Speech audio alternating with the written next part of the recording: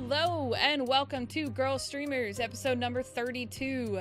Girlstreamers is a podcast bringing you the girl streamers that you know and love. Girlstreamers is a community that supports and promotes girls that stream. We are a bi-weekly podcast and we'll be introducing you to some amazing girl gamers and allow you, the viewer, to get to know some of your favorite streamers. My name is Nymphadora and I will be your host during this interview. We will be interviewing ParagonTrouble tonight, and if there is time at the end, we will take questions from the audience in the channel.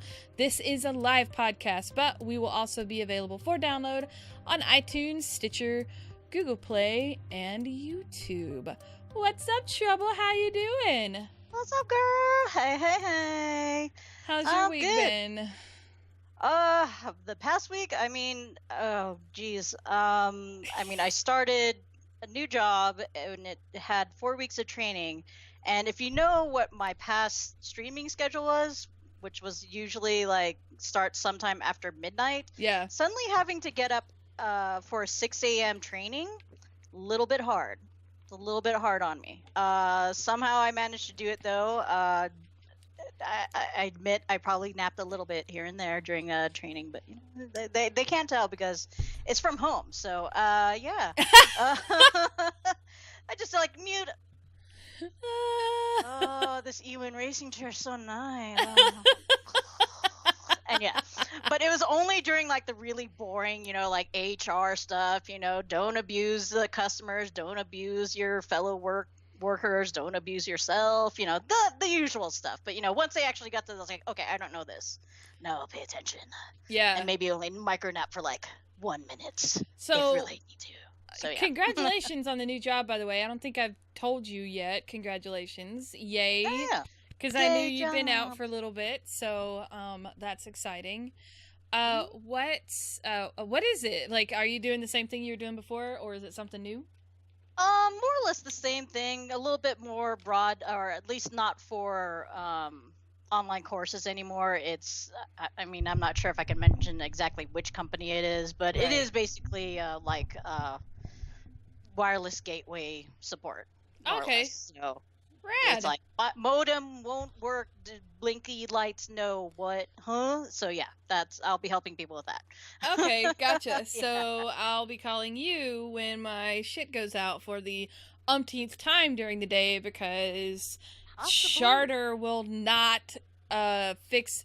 Seriously? Okay, all right. I know this is about you, not about me, but so we have our cable box outside. The outside cable box stays open. So it's open to weather. So when it gets corroded and shit gets messed up, it affects the internet. And so we're constantly, like, the last tech guy came out and he's like, yeah, I don't know what's going on with this box, but it's really nasty. I'm like, because you guys need to lock it and shut it. Can't you just, like, I don't know, put duct tape or something? There's got to be something. Give it an umbrella. Like, I don't know, but I figure there has to be something that they could do a little bit more than like, that looks really messed up. Let me change a few couplings and wires. And I'm like, just stop exposing it to the weather. Right? Just stop leaving it exposed and you won't have to replace or this. Something. I don't know. God. I don't know. So yeah, that's why our internet goes out all the time, because they're stupid. And it shows. Because I'm sorry, if I was like an at-home technician, I'd be like, this is not within the scope of my job, but I'm at least going to get some tarp and put like some duct tape around it, and then hopefully that will, like, you know, keep things, like any sort of things to get in there. To do that here, honest to God, we've been because there's there's stray cats all over this place, you know, so they're gonna get up in there. They get up in there and you know, we're an apartment complex, you know, there's mice and rats around, so you know they get up in that thing. So it's like, come on. Right? I mean, is it like the apartment building, or is it them that's saying like, no, we can't do anything about it? No, it's like outside of the apartment. Like it's a box that you can tell somebody put there for all of the to house all of the wiring and stuff for cable stuff. Well, like the entire neighborhood. No, just for our set of buildings, because each building has its own cable box. Huh. Oh, okay. Yeah. don't understand then. That doesn't compute. I feel like if you complained like anywhere else, like something would be done, but I don't know. Maybe that's in a perfect sensical world. I don't know, because we see other apartment complex buildings and their box is actually locked. So I don't like other buildings in this complex, their box is locked, but ours is not. I don't know. I don't know. I even mentioned to the last tech, I'm like, yeah, you guys leave that. They leave it open all the time because he was a nice dude. And he was like, okay, that is weird. So he doesn't like, yeah. And it's not his guy, just like not familiar with what's going on with whatever is happening here. It's not his fault either. Yeah. So, but anyway, let's get back to you. Right. And stop complaining about Charter because Charter sucks. Charter, you suck. Okay. All right, got that out. Right. You suck. I can't say that I don't work for Charter, so unfortunately, I will not be the person that you get to call. But I'll be happy that I don't work for them because I can only imagine the fury that comes with that call. So yeah. Oh god.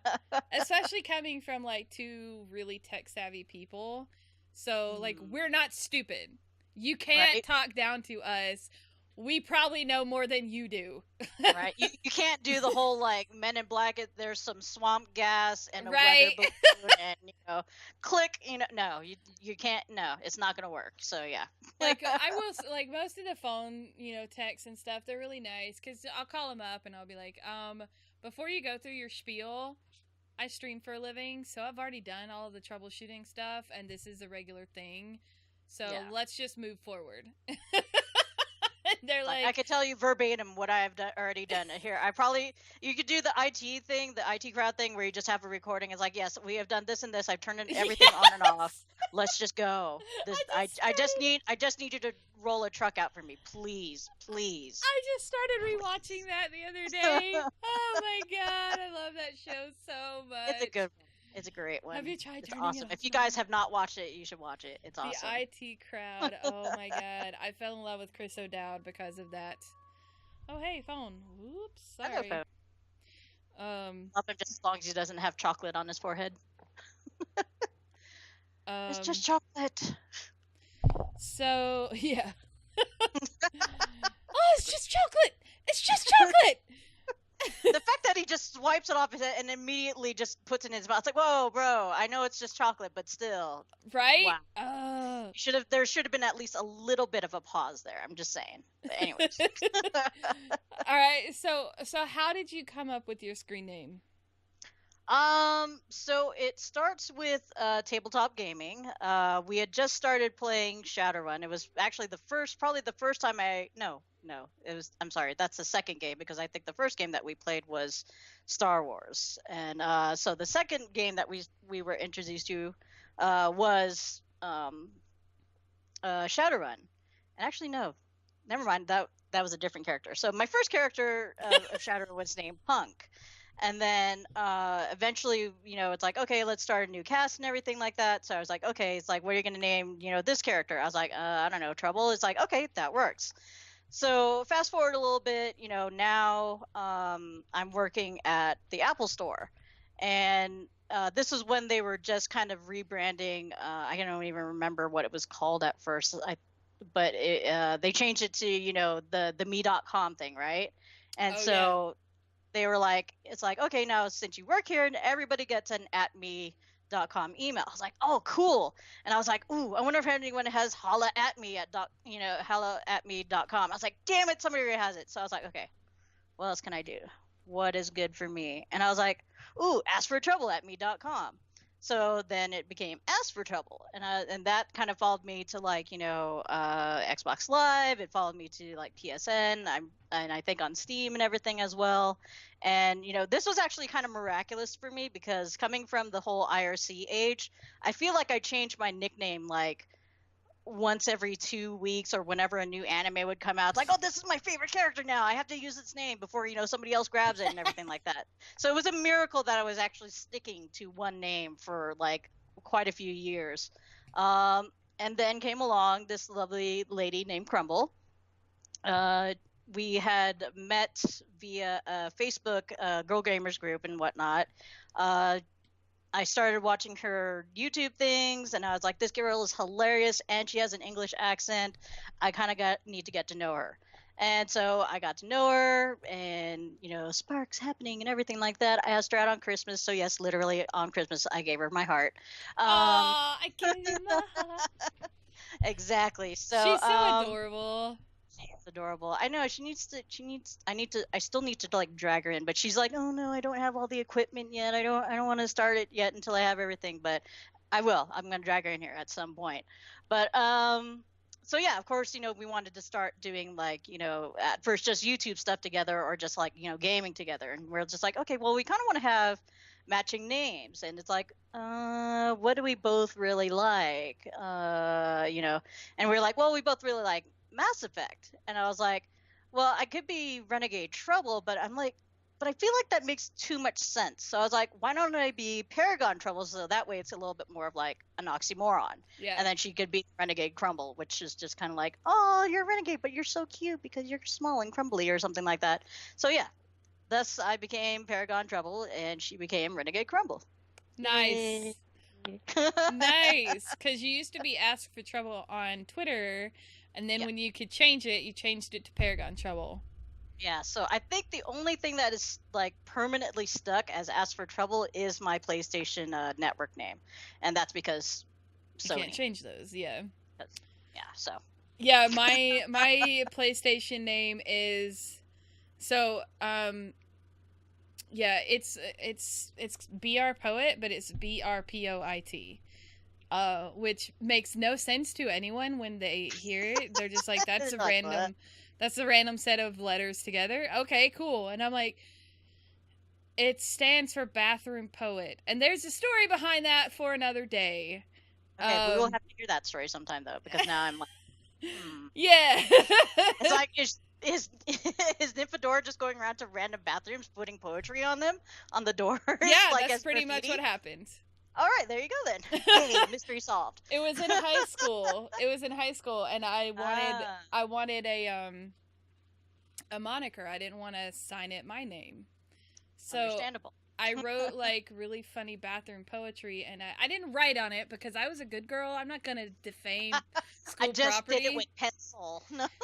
So I posted like papers and flyers, and okay. it was B.R. Hello, dog. POIT, and then it changed to all together. Anyway, it also could stand for Be Our Poet. Oh, gotcha. Yeah. So. All right. Anyway, this podcast about you, not me. But I like it having as a conversation. Okay, I don't mind. Yeah. So nobody ever has that though. So that's really nice. Right? So where are you from? So I am originally born and raised mostly in the South San Francisco Bay Area. In particular, Sunnyvale, which is, very close to like probably the biggest city that is recognizable is like San Jose, or maybe Cupertino, because Apple's there, and Did you like, say Sunnydale? Google. No, so it's not Sunnydale. I do not live with Buffy. You don't live with Buffy? No, you lie. You lie.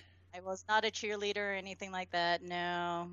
Sunnyvale, but not Sunnydale. Sunnyvale. Yeah. So, mostly grew up there until about pretty much after high school.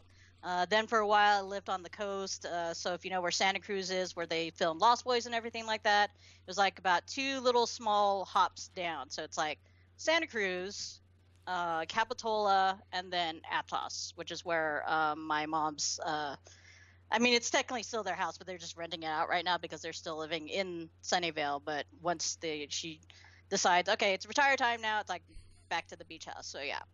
So I spent some time over there, and then like I came back to Sunnyvale, and I was living there with my buddies for a little bit, and we called it the House of Ill Repute. Nothing really that bad ever happened there. We just had like small parties and played like video games and watched movies, and every once in a while played like mahjong or something like that. It was not that crazy. No, Scabbers, you fell down. Scabbers just fell off. No. Come back, Scabbers. He can hang out with Rodney Rainbow. You know, I think I see. Oh wow, nice, nice. Oh, that's cute. I think I see you with the hat on all the time. I don't think I've ever actually seen you like with your hair out, and you also have the shaved head going on there. Yeah, I'm loving it. It's pretty much side, back, and then just just the long on top. It's just so much easier to take care of and everything like that. So, yeah. Nice. But other than that, I spent some time in the East Bay as well, past like Oakland and whatnot. Close-ish to like the farm areas. Antioch, if you've ever heard of it. But yeah, majority of the time. Antioch, yeah, I've heard of Antioch. Yeah. So what is it like? I guess you could say it's like the Delta area or something like that. Yeah. It was actually pretty nice being out there, just because it was close to all the farms. That meant like all the fresh veggies. Like they had like a whole bunch of like happy cows. You come and pick and whatnot, and it was just like happy cows come from California, so you know. Yeah. And the past 3 years? No, 4 years. 4 years now, I think. I've been here in Vegas. So there. What brought you to Vegas, by the way? I've always wondered that. Cheap rent. Fair enough. I mean, so yeah, my best friends that I was living with in Antioch, my best friends, they married each other. Yes, I claim responsibility for that. That's awesome. So basically, yeah, we were all hanging out in Antioch. Unfortunately, he did, and the husband ended up losing the job, so that meant that they really couldn't hold on to the house, which meant that everybody kind of had to split up. So, it was kind of like, of course, Mom was like, "You could come back home." I'm like, I love you, but we do better not in the same house. Yeah, I kind of like my freedom now. It's pretty awesome, even though there's a little bit of bitterness in there every now and then. For the most part, it tastes like bacon, so my other roommate, DJ Slade, he's also a streamer and whatnot. He was rooming with us towards the end, and he's like, well, if you really don't want to move back home, and it's probably going to be a pain in the butt to try to find a place here because California be expensive, that's like not going to be scary, because I'm sure we could have probably found a place that was within our price range and everything like that. It just would have been scary. There's a reason why the husband and I have not been able to get back to California yet. It's like, we better have a job that's paying at least this amount of money for us to get back to California. Like, pretty much. Like, he's had job offers and stuff, but it's been under, like, because for us to live the way we live here, which is not the greatest, but, we're not. It's still manageable, right? Right. It's manageable. We're paying our bills and stuff like that. In order for us to live there, we have to make a certain amount of money, and it's like we just cannot. I'm sorry, you can't have. You can't do spill, baby doll. You can't live off of like $40,000, $50,000 singly, so you can't live off of that with more than one person. So it's expensive to live in California. I love California. I would love to possibly move back to California at some time, but number one, it's expensive, and number two, I guess, I mean, I still have to kind of work out with Crumble. It's like, okay, where hence to go? It's like, you can come over here, I'm going to go over there. I'm not sure yet. It would be pretty awesome to kind of live in a completely different country, because I've never actually been to another country. I mean, the closest to being to another country I've probably ever been is flying to Hawaii, or, being in San Diego, close enough to, or like Los Angeles, close enough to Tijuana or anything like that. But I've never even like gone anywhere close near like the border or anything. So that's about as close to like traveling, outside the country that I've ever gotten. So yeah. Oh man, I've been to the Bahamas. That was before you needed a passport to get to the Bahamas. Really? Yeah. Now you need a passport. Oh. I have that. I just haven't. No stamps yet. Well, you need to get on that, child. I do. I really do. And I mean, it's it's been hard. I've been trying to make my way out there, definitely, but like it's like the opening sequence to Up. It's like something always happens. You have to break that, that savings jar, and it's just like, It's oh! yeah. I was just talking to I'm on a podcast with Zilla's boyfriend and another friend of ours, and we were literally just talking about savings today. But our problem was the exact opposite of we spend too much money. There's also that. It's like, oh, but there's a shiny thing coming out, and I'm only gonna buy one. I'm only gonna buy one this month. But oh wait, this is a limited edition, and yeah. No, I have that problem too, definitely. And it's just like, it's definitely gonna be a transition between my old job and this new job, because I took a pretty big pay cut, but it was still just kind of like, I just kind of need a job because right. Yeah. Unemployed. I don't know why, but I felt like California was probably the most difficult thing or like place that you could deal with anything legally, because we have so many like things in place, and it's just kind of like, oh my God, this is a headache. But for some reason, Nevada unemployment is just like, huh? So yeah, and like there was like no regularity, I think, to like how often I was paid, and it was just kind of like, wow. Because see, when I went on unemployment, here in Georgia, years ago, like they were strict. Like you had to bring in paperwork saying that you've applied to all these places, proving you've applied to all these places. And then when you go to school, like I was like, okay, I'm gonna go back to school, because they actually extended the unemployment because I was back in school, because I went to educate myself, which I was like, wow, that's pretty awesome for a Southern Republican state. I'm sorry. That's right. Apparently my state values education, even though we literally have the worst education in the whole country. So I don't know. Maybe it's just like, oh my God, somebody actually wants to take this opportunity. Throw them a bone. I was like, you know what? Okay, I'm not complaining. But I just had to have a professor every Friday sign the paper stating that I was in school. I'm still coming to class and everything like that. Yeah, so. It was awesome. It was so awesome. So that's weird. Yeah, because the husband is an attorney in California, because I know he's helped you with the work stuff and stuff. Yeah, man. California, dude. California is crazy with its laws. It really is. It truly, truly is. I don't...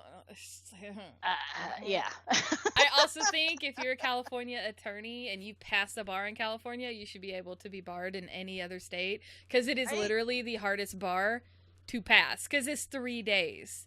It's 3 days. Nobody else's bar exam is as tough as the California one. That is crazy. There are hardly any, although more states are opening up, but like Georgia does not have reciprocity with the husband, and he's only California barred. He can't, so he can't take the bar here, so he can't technically he can't litigate here. So, yeah. but stuff. I already did the hardest one, man. Ugh. Why? Okay. Why? Anyway, were you anywhere near the shootings and stuff when they happened, or were you safe at home? I mean, I was definitely safe at home. Now I can actually see Mandalay Bay from my room. It's Holy about like shit. 2 miles away. I didn't realize you were that close to the Strip. Yeah, I could. Yeah, if I look out my window, I could see like the palms. I can see wind. I can see, the Luxor, Mandalay Bay. Whatever buildings don't get in the way, I can actually go ahead and see a good amount of the Strip. But I mean, yeah, thankfully, my apartment building is on the complete opposite side of where this shooting was actually like aimed towards. Yeah. So, no, I do feel pretty lucky, again, because, before I landed this job, I was driving for Uber. And so if this job hadn't come along, and if I decided to go ahead and skip it and just keep on driving for Uber, yeah, Uber has those things where it's like, oh, there's surge pricing, so you want to try to get here to try to get, grab those better fares and everything like that. And it's more than possible. I could have been somewhere around there and just oopsie daisies, So I do. I Yeah. feel pretty darn fortunate. Thankfully, nobody I know or anybody that's connected to them were in, anywhere near there. The other girl streamers that are here, Dangerous and Acid, they were nowhere near. So yeah, thankfully Yeah. everybody's okey pokey. Man, that is crazy. I didn't realize you were that close. Holy cow. Yeah. Because when I woke up that morning, I was like, because you were the one I knew for a fact. I didn't realize the other Yeah. two live. I knew we had other girls in Vegas, but you'd, because you're one of our DemiMods, so I Yeah. talk to you on a I'm regular the basis. loudest one.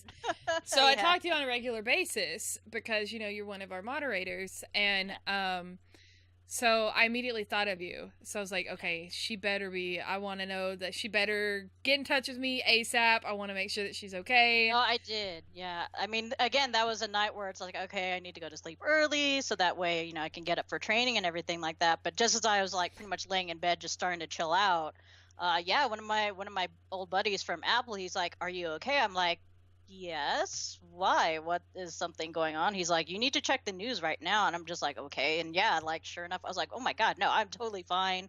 And then Jeez. like, yeah, I spent like another hour and a half just like, checking in on Facebook with the whole like disaster thing. I did Yeah. a short post and everying. Yeah, I talked to whoever was on Discord. I was like, I am fine. Don't worry. You Yeah. still have to put up with me. Don't worry. Well, I am very glad that you're safe. And I like that because, like, we love Vegas. We go to Vegas. Mm. I would love to go to Vegas once a year. Like, that's how much I love Vegas. We have fun. We go to all the shows, and we hook up with friends. So, because, it's a 3-hour drive for them. So we end up having, like, we make Vegas really fun. And the experience. yeah, we don't, like, most of the time we're not really gambling. We're just Walking I have the around, most going fun eating, sitting on the strip, drinking and eating and watching the drunk people walk by because it's hilarious. That one girl that's like having trouble with her shoes because she wore the impractical shoes, and eventually she makes the boyfriend carry them for her, and then God, she's it's like, so "I need to go funny. buy sandals because the ground's really hot," and things like that. Yeah, I totally understand. Oh my I God, totally there's a understand. reason why they put the guardrails so you can't walk out onto the strip. Yep, they I'm need like, them. I'm like, honey, why did they do this? And then I watched this couple, and you knew they were a couple, but they were both so wasted. Yep. They were doing this, they were just kind of running into each other and then bouncing off of each other. Yeah. And I swear to God, the guy, had the thing not been there, would have walked out into the road. Yep. And I'm like, oh, that's why those are there. Yep, and that's why they have so many of the walkways. They go over the street instead of just you walking, on the actual street itself. And I would love it if they had that for every single street that you had to cross, but I apparently we're not there yet. I mean, because again, this is coming back to like trying to drive for Uber. It's just like trying to get into some places like trying to get into Caesar, trying to get into the Venetian or something like that. It's like impossible because there's always people walking. And by the time that they're done walking, the lights already changed. I'm just like. And see, honestly, the first time we got there, we only stayed like for a night. So I literally was running up and down the strip because we were taking a trip back home. We went out to California and then came back. We're basically getting husband's stuff out of storage in California and driving it back. So we took a long roundabout way, but went through Vegas. Hit Vegas, yeah. So we hit Vegas, and so we were literally staying overnight. And honest to God, the best day ever because it was so full. They upgraded us at the Rio to the Mardi Gras room, and I shit you not, that room was bigger than our apartment at the time. Damn. Oh my God, both me and my husband could fit in the bathtub. Like, oh, this is the big life. Yeah. The bathtub was so big, me and my husband and a third person could have fit in there. I bet. It was massive. But yeah, so I was running up and down the strip trying to see everything, in one night. And I love the walkways that go over because you don't have to deal with traffic as a pedestrian. Yeah. And traffic can keep flowing. Like, to me, Exactly. that should be down the entire strip, because It really should. It really should. Or either that, or I mean, if they don't want to do above, make an underground one then. So that way that could be like air conditioned and be a little bit cooler anyway. So that way people don't get heat stroke or whatever, or something. I don't know. Somebody. Maybe I should be a city planner. I don't know. that would be kind of cool, actually. You'd be like going into each hotel from the underground. That'd be kind of cool. Right? That'd be dope. I mean, yeah, I guess the only thing is, like, keep very well lit at night and maybe have security down there or something like that. But yeah, I mean, even if it was just like a little underground walkway, where they have the entrances to the casinos themselves for the cars, that I think that would like be God, yes. miraculous. Because I mean, really, I think the casino that I hated having to go to the most is Caesars, because even without the pedestrians, it is a nightmare. It is a nightmare. It's awkwardly placed. I mean, and they only have like the one entrance. Yeah. They only have that one entrance, and it's like, okay, but if you just want to do valet, then you have to go to the left. If you want to go to the parking lot, you have to go to the right. And sometimes the people that are coming back around from the circle to drop off or whatever, they need to go where the parking lot is, and it's just like, God, why isn't there like another light here just to direct whatever? And I think they do put some poor sod out there sometimes, but it's just like, yeah, they ignore him. Everybody's just like, I'm just going for, and it's just like, oh, okay, all right. So yeah, you just have to kind of shove your nose in there and hope for the best. Yeah, we've gotten really lucky with our Vegas stays, because our first stay, it was like $85 for the night, and for the first time ever going to Vegas, and it was one night, we're like, yeah, let's do this, whatever. That's pretty good. And then we ended up getting upgraded to our apartment, so it was awesome. An actual like sweet, yeah. So awesome. And sweet. All of the rooms at the Rio are suites, so when we went back, we stayed at the Rio again because we got $20 hotel rooms. Oh. Yeah, $20 rooms. So we were like, all right, we'll make a whole weekend of this. And the rooms were really nice rooms, the regular rooms. And then the last time we went, which was the most recent time we went, which was last June, we stayed at Excalibur, and we ended up getting rooms for like $19. I've heard Excalibur is okay, but it's definitely not the best. Like, if you're looking for a deal on the actual like Las Vegas Boulevard, it's probably going to be the cheapest one. But I mean, it is one I think that is geared more towards families. It was very nice. Yeah. I would stay there again. Like, we really enjoyed it. The buffet, the breakfast buffet is good. The rest of the buffet is really bad. I would never eat there again. Did you go to the Tournament of the Kings, though? We did not go to the Tournament of the Kings. Oh my God, you have to go at least once. I know it's so cheesy and everything like that, but I mean, come on. I mean, if you're gonna, I don't know, for me, when I go to something like that, I am gonna be the one that is like huzzahing with the most zeal, and I'm gonna buy the stupid light up Viking helmet, even though it's not Vikings, it's knights, and like the plastic light up sword and everything. I'm like, I'm gonna go all out. And I'm going to eat this chicken with my hands with gusto and everything like that. It'll burn, but, that's part of it. Oh my gosh. All right. So we've talked about Vegas a lot, and I should probably move on. Although I could chat about Vegas because I love Vegas. So I would actually not have a problem living there. To be honest, I would love to live in Vegas. I would not have a problem. And you know what? You would, I mean, if you could put up with the humidity hot, I'm pretty sure you could adjust to just plain desert hot very, very easily. Oh my God. When we went out there last June, it was like 112 degrees out there, right? And so when you're sitting there and the wind isn't blowing and you're in the shade, you're fine. Like, it's like, all right, it's warm, but it's cool. I can deal with this. I'm not dying. I don't feel like I have to shower. Like, when the wind blows, it like cut my face. Because it was sand in the wind, and it was not just wind, it was hot wind with sand, and I'm like, F this shit, I'm going back to Atlanta. At least the wind doesn't hurt me there. just get an umbrella or something like that. Go back inside the casino hotels and just use the connections that they have there or something like that. I don't know. I don't know, maybe I just don't go to the strip enough, but I have yet to have sand bruise my or like touch my face at all, but That was I don't know. coming out of the airport, which, by the way, Oh, okay, that is different. your airport sucks. Okay, Does it? is the But worst airport ever. I hate But we the have Vegas gambling airport. machines there and food, and then you have the little tram that takes you back to like the main terminal and everything like that. I mean, come on. See, the fact that your terminals don't connect bother me, and this is coming from a girl who flies out of Atlanta every time she flies. So that is the largest airport ever, right? It is massive. Yeah. And I mean, it's not. It is the busiest airport in the country, but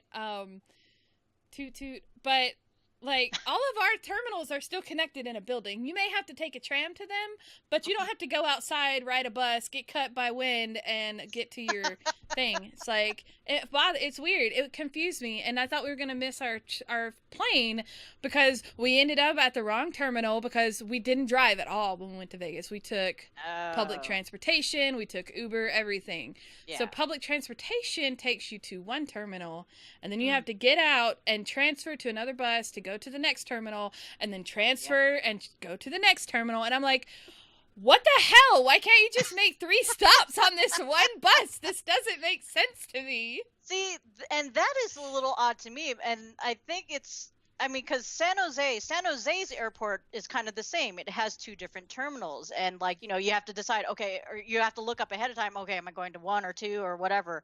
And I'm trying to think if San Francisco is the same. I think they have like the main terminal and then they have like the international terminal. So I don't know, maybe I'm just used to it. But I mean, yeah, I guess if you're just used to just the one, then it's kind of like, wait, what's happening? And I'm also used to like every other step is signed at Atlanta.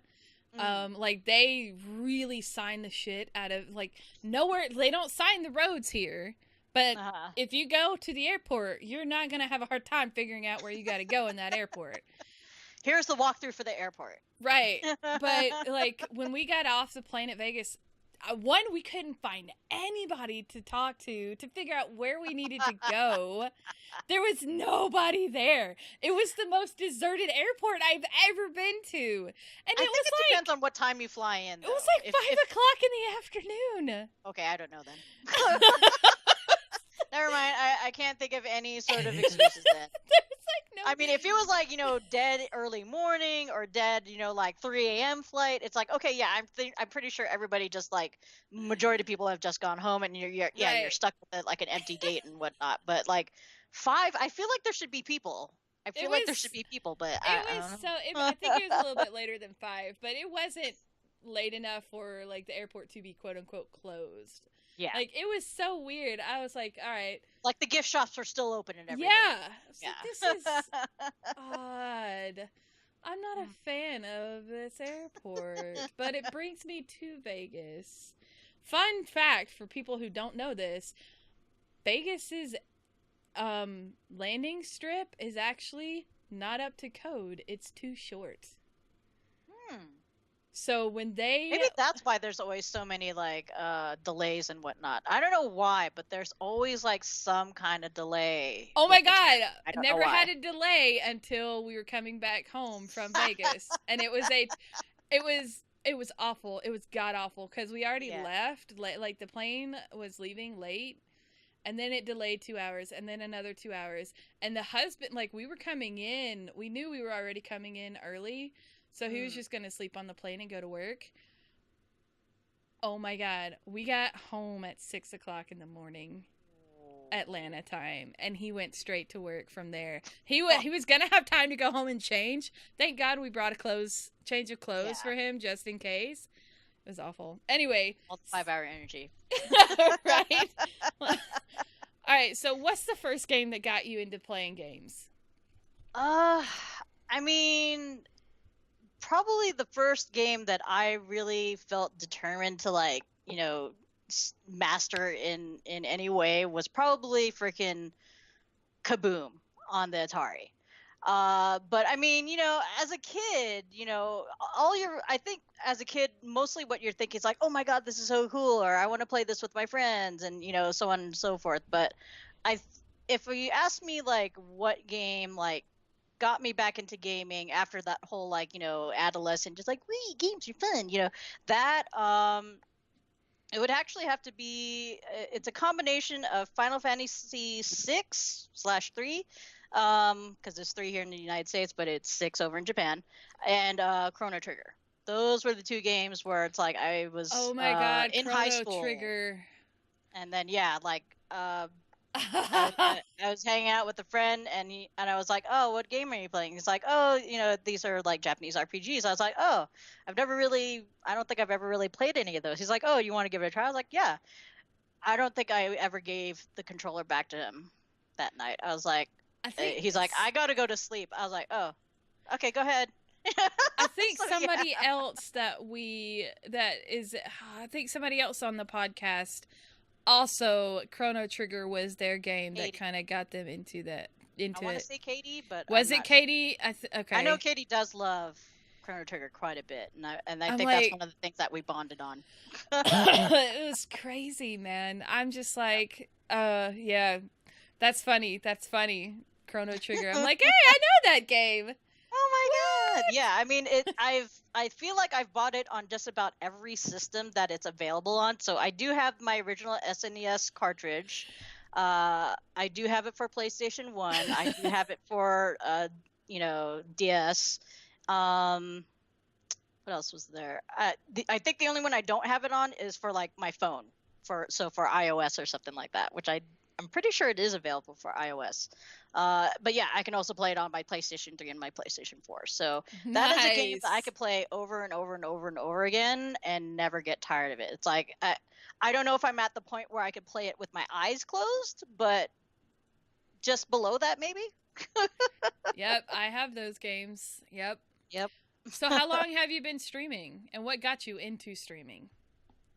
So it breaks down to my first actual stream ever was 2013, and it was my second year of doing Extra Life. The job that I had, like the guy, one of the guys was like, "Oh, you're a gamer, so we could do Extra Life this year." I was like, "What's that?" He's like, "Oh, pretty much we pick out, or they have one day where you play games for 24 hours, and then, then pass out, essentially." I was like, "Oh, that sounds awesome. Let's do it." And so the first year, we were just kind of like, okay, this is fun. Yay. And then the second year, I was like, "Oh, I think they sent out an email. It's like, oh, if you want to go ahead and try to stream it, here's like a free code for you to use for the weekend or for the day for XSplit." I was like, excellent. And, it was like on a laptop with like the laptop camera. You barely could see the game. You could barely see us really. But I was just kind of like, I was like, if you guys want to see us get super cracked out while we're playing video games for children, now's the time just to look at it. And, I was just in like super comfortable clothes, like, boy boxers and like a tank top. And I was like, I don't care. I'm going to be like this for 24 hours. At the very least, I can be comfortable about it. Yeah. So that was the actual first ever time that I did streaming. I did not do anything pretty much until, I met Crumble. And then, we started recording stuff and then putting up on YouTube. And eventually I was like, well, I mean, this is fun and everything like that. But I mean, I don't know. Maybe it's just because I grew up kind of performing as a kid and everything like that. I'm like, I kind of like the idea of streaming and it being a little bit more organic and more, kind of by the seat of your pants and whatnot. And that way, you'll always catch those like initial reactions to things. You're not like, I was like, oh shoot, I didn't have, what, and then it was like, okay, try to do that again. I'm just like, I'm not an actor, bro. If it happened, it happened, and I don't know if I can make the magic happen again. So so I think I want to say that I probably started actually streaming sometime in 2015, because at that point, my roommate, he actually built my desktop that I'm using right now in order to start streaming and everything like that. Because I mean, I think we had tried using the Twitch app that was on like Xbox One and everything. I was like, oh, this works all right, but it's like, yeah, but I see everybody with these layouts and these things that move and all the bits and bobbles and everything like that. Oh, I want to do that. There's so much more versatility to just doing it through the computer. Exactly. So yeah, sometime in 2015, I want to say like, I mean, if it was after Christmas, because I think he got it for me Christmas. So yeah, sometime in January 2015 is when I actually officially started with the streamings. So how long have you and Crumble been together? 3 years now. So, wow. For some reason, wait. I was thinking you had just asked her out last Christmas. I don't know why. 4. Sorry. 4? No. Wow. Okay. Because, yeah, it was before I moved out here to Vegas, and I moved to Vegas in 2013. So, okay. Yeah. Aww. That's awesome. I don't know why I was thinking you guys were had just started dating. I didn't realize. Wow. I dazzled you too much with the whole Christmas story and everything like that. And you're just like, oh. Well, I knew the Christmas story. I did know that you guys, but I thought for some reason I was thinking like it was just last Christmas or the Christmas before. Yeah. 4 years. That's awesome. Monday, the husband and I will have been dating. Our wedding anniversary is in March, but like actually dating, we decided it was October 9th because we knew it was sometime in October. We knew it was a Friday, and that was one of the dates. You know, October 9th was one of the Fridays of that year, and but we couldn't remember exactly what date. And I was like, it's got to be the 9th because I was doing this on this day. Because I picked a good day. It's very easy to remember anniversary. There you go. Yep. And then, you know, anniversary, Christmas, all together. There you go. Yeah. Like, woohoo. Make some magic happen. Once Christmas I get over there, magic. she comes over here. But yeah. So, it will never not be romantic. So, what's the most embarrassing thing that's ever happened to you on stream? See, here's my problem. I don't really very easily get embarrassed. So it's one of those things where, like, if I feel embarrassed about something, it's like I forgot to turn on, like, my audio, and I've been streaming for, like, an hour, or, like, you know, I forgot to turn on, you know, everybody else's audio, and I've just been like, hey, guys, how's it going? Oh, yeah, I'm fine, blah, blah, blah. And like, I don't know why. People, if you're watching somebody stream, please tell them that something is going wrong. Don't let us just sit there and, like, talk to Erin, and you're just like, I wonder if we should tell her, like, she's just talking to nobody. It's right like you now. yesterday. Hey, Nymph, you're a little low there. Like, you don't even say hey. You're just like, hey, you need to fix your audio. It's like, hey, It's Trouble, like, what's the up? audio's How a you little doing? bit low. It's just like, please, let us know about these things. I mean, unless you're, like, you know, clipping it for later use or something like that. After you clip, please let us know that something is going wrong. You will save us a lot of, you know, everything. So yeah, I mean, that's kind of the closest I can really think of as far as, like, being embarrassed about something while streaming. So Because I mean, I was in my Tigger costume and I got up on my chair and I shook my ass in the camera and I'm like, So yeah, I'm just saying. So what is your most memorable moment then while streaming? Do you have one?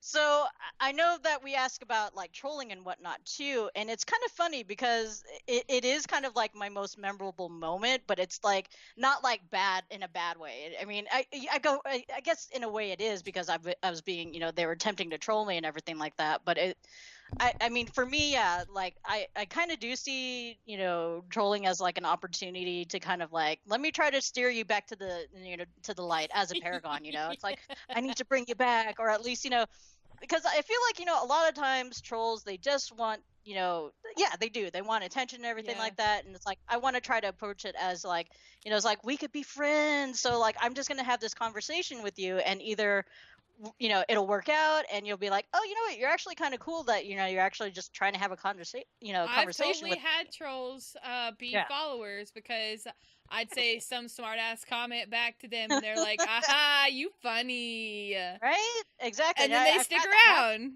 Yep. Exactly. So yeah, my most memorable moment is probably the time that a troll came in and he's like, and I've told this story, so I know some of you know this story, but he literally just came into the channel. It's like, how much would I have to pay you to F a pineapple?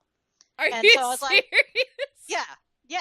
It's like, how much would I have to pay you to get you to F a pineapple? And I'm just kind of like, you know, I was like, oh, well, I mean, I guess there's like a couple of things I would have to like discuss about that. I mean, if we could discuss that, I mean, that would be my first thing. You know, it's like, can we negotiate? Do I get to decide how I F the pineapple? Do you get to decide how I F the pineapple? You know, because I'm thinking, you know, if I'm gonna grind up against it, then, you know, the rind, it's not gonna be good for the punani and all the other bits down there. If you want some insertion thing happening, you know, do I get to at least put like a condom on it, like on the core of the pineapple, because that's just going to mess with the PhD of the inside, and I don't think that's something that I know it's something I don't want and whatnot. So yeah, I just kept on talking about it like that for like I don't know how long. And for a while, you know, we were having this exchange back and forth, and eventually, yeah, I think they just left. But you know, yeah, it's like I will take your trolling, and I will definitely try my best to make a conversation out of it. And that's just how that. If you're wondering how I deal with trolls, that is how I deal with trolls. They can come at me with whatever, so, and I'm just kind of like, well, you know, you know. That's So yeah, that was probably my most memorable moment so far as like streaming goes. That's always the one that kind of sticks out in my mind for some reason. But I mean, I guess, you know, go. Yes, is the that PhD, why you like PhD or the? I'm sorry, that's not PhD. It's not PhD. What is it? It's just pH level. Yeah, pH. Sorry, there's a D in there for extra dopeness. Dope, because your lady bits are dope. They are, man. They be down with. Actually, no, they're not down with the D. So never mind. I don't know. Never mind. I mean, they'd be down with the D, but just not with me. You could D somebody else, but that yeah. Take it elsewhere. I'm fine with you doing your thing. Yours are down with the V. Exactly. So, what type of games do you tend to play in stream? I mean, you know me. I'm a variety streamer, so I bounce around a lot. Yes, I play, you know, survival horror, crafting type games, like, you know, from 7 Days to Die to Minecraft. I love watching you play 7 Days to Die. Oh, you're so bad awesome. with the bow. It's great. I'm just bad at aiming in general with the console controller. Like if you've been watching me play Evil Within, it's like I went to the trouble of upgrading my pistol so that way it's like 50% chance of like critical hit when you hit their head. I'm just like, well, we'll try, you know. So yeah, you would think after all the years that I've been playing video games, it's like I would have gotten some sort of semblance of using a controller to aim properly, but it's like no, I am, for the most part, when it comes to actual shooting games, I am so much better on PC than I am on a controller. Like I want to see you play Cuphead then, because I feel like that would be amazing. I did play it. I played it at GameStop Expo, and I couldn't get past the level that they gave me to try out. I was like, oh, good God, what is this? You know? But I mean, one of those things where it's like I didn't want to take up too much time, and there was other games I wanted to play, so I didn't really like try hard it too bad. But yeah, I don't know. We'll see. I don't know. It might bring back like bad memories of like trying to pass Contra and Altered Beast and everything like that, which are also games that I've never actually finished and everything, because side-scrolling shooters are kind of so yeah. So what? But yeah, I play a little bit of anything and everything. So what's your favorite? Would you say Chrono Trigger is your favorite game? I mean, yeah, it is a game that I can always come back to, and it's very comforting, and I loved all the characters. I loved the time travel. I love that it was just like a mix of everything that I love. You know, it's a little bit sci-fi, it's a little bit fantasy, it's a little bit whatever. You know, you get a little bit of everything with all the time periods that you get to go to. So it's just kind of like, this is freaking awesome. And like the closest thing that we've gotten to that is Doctor Who. So yeah. So Doctor Who, what? Rest in peace, Susan. I'm so ready for the speaking of which, I have not replaced Susan. I thought you did. I thought you. I replaced Susan with Shadowfax, but I haven't been able to replace Shadowfax, and I've gotten a bunch of just rando horses that have died too fast to be named.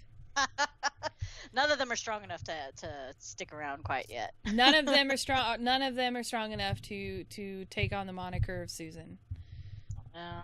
I actually finally finished. I finished the game, but I'm trying to 100% it. So I'm still playing the game, but we're discussing Red Dead Redemption right now. Yes, we are. Because I've been playing through it on Girlstreamers. It's probably the longest playthrough of Red Dead Redemption to ever exist. Because I'm trying to. I don't know. I'm trying to 100% the game.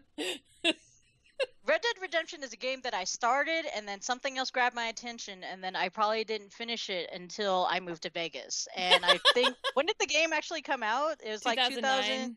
2009. So I probably started in 2009, and then I moved to Vegas in 2013, and then I was like, oh yeah.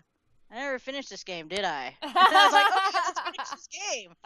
And unfortunately, it was off stream because I didn't have my streaming stuff set up yet. But I mean, it happened. And same thing with like Grand Theft Auto 5. I'm just like, oh yeah, I have this game. I have it.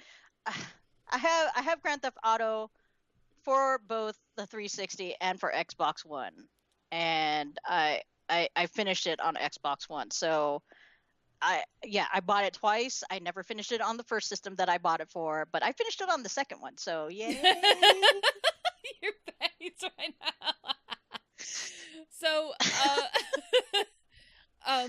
so you are truly a variety streamer. I mean, like you kind of play a little bit. You really do play a little bit of everything. So, this next question doesn't really relate because you don't really have a main game, so we're just gonna skip those two questions. Well, I mean, if you ask me what is my main game right now, I mean, yeah, Evil Within, because I'm trying to finish it before 2 comes out, and then when 2 comes out, I'll play that. But the game that is kind of my comeback to, my safe comeback to, 7 Days to Die. So what attracts you about that game? Why do you keep going back to that game?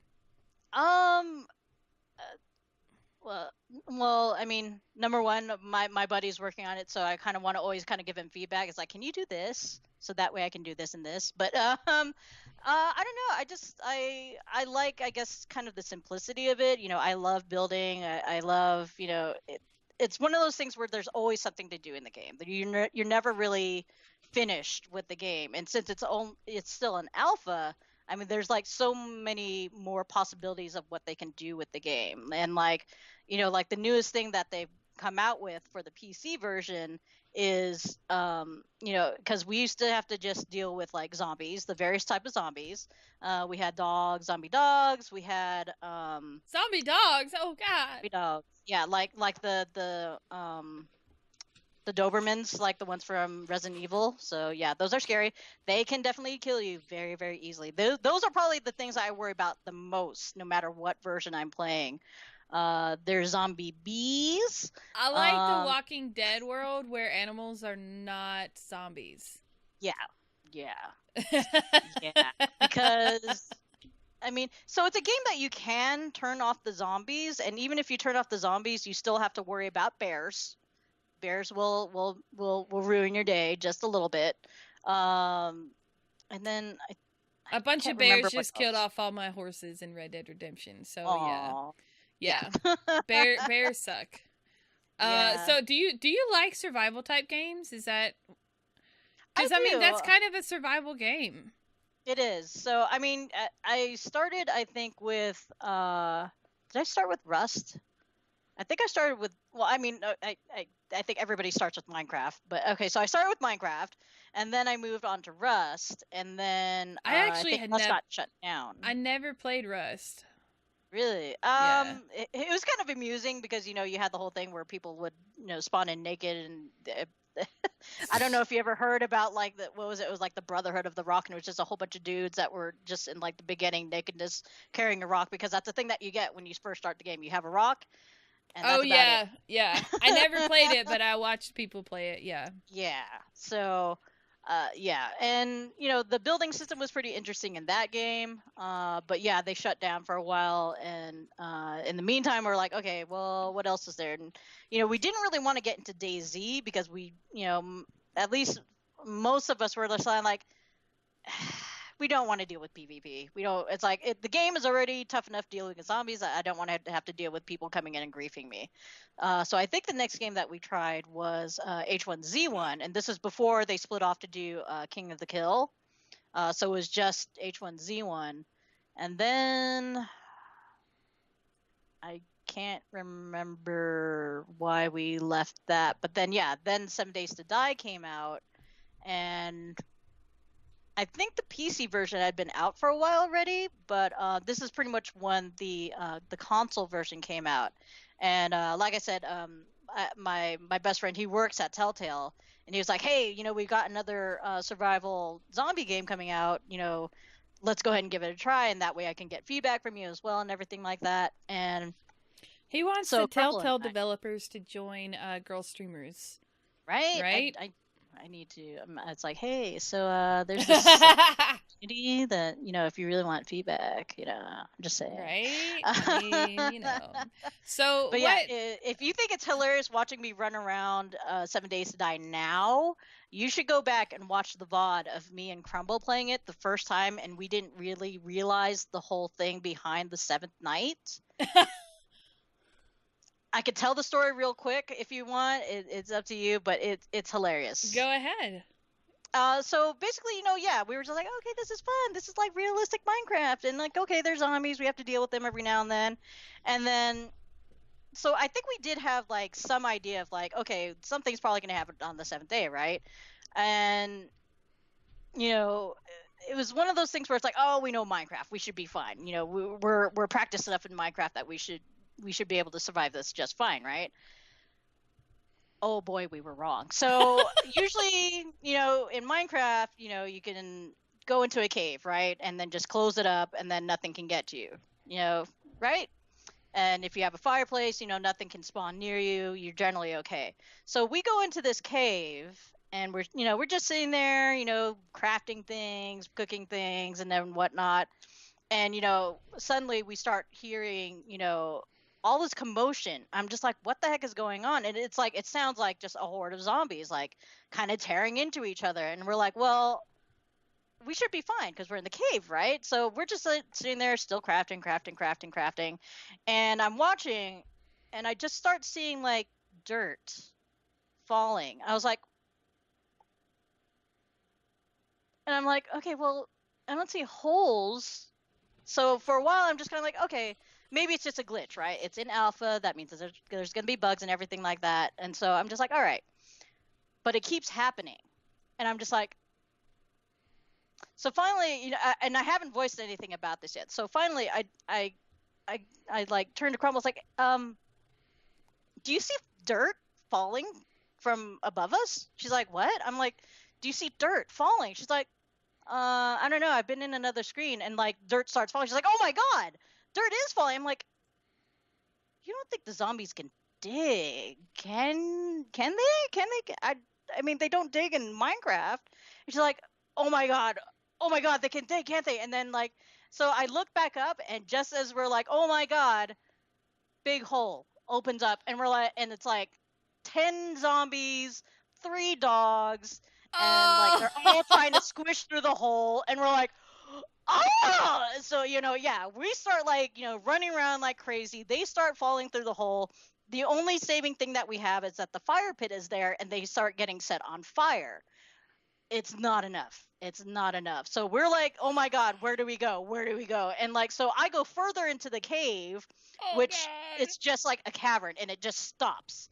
And so I'm like, oh my god, maybe if I just crouch, I can hide, and they won't be able to find me. And like, I could see like these burning dogs running around hunting for me, and it's like, you could see, it's like what is it, like a freaking Skyrim, right? Where it's like, if an enemy sees you, like the eyeball opens up wide, and you're like, you are being hunted. And then I'm just like, oh god. And yeah, they totally find my ass. I get eaten, she gets eaten, and we're just kind of like and it, for like the next 15 to 20 minutes, it's just us respawning nearby, running back in, because every time we've died, we lose all the equipment that we have on us. So we just run in there, and we're just punching them as much as we can until we die, and then we respawn, and we go back in, and we're just punching them, and it's just kind of like, oy vey. So yeah, our first experience was not that great. That sounds Not awful.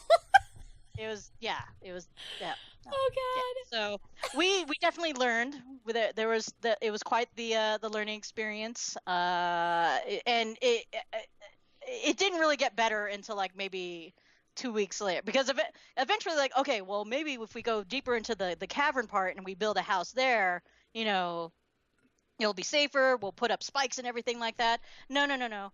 The amount of dirt that there was at the roof of the cavern, it collapsed. So now there's an even huger hole on top of our house, and we're just like, we give up, and we end up moving to like a store and just like, you know, fixing that up instead. But it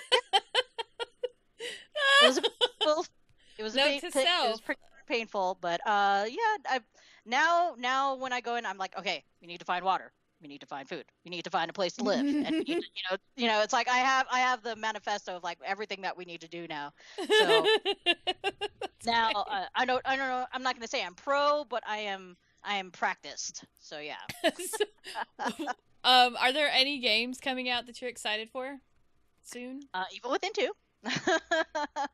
Evil Within 2. Yeah, because I picked up Evil Within 1 when it first came out, right? And I was like, okay, I'll play it after I'm done with, I don't know what game I was playing at that time.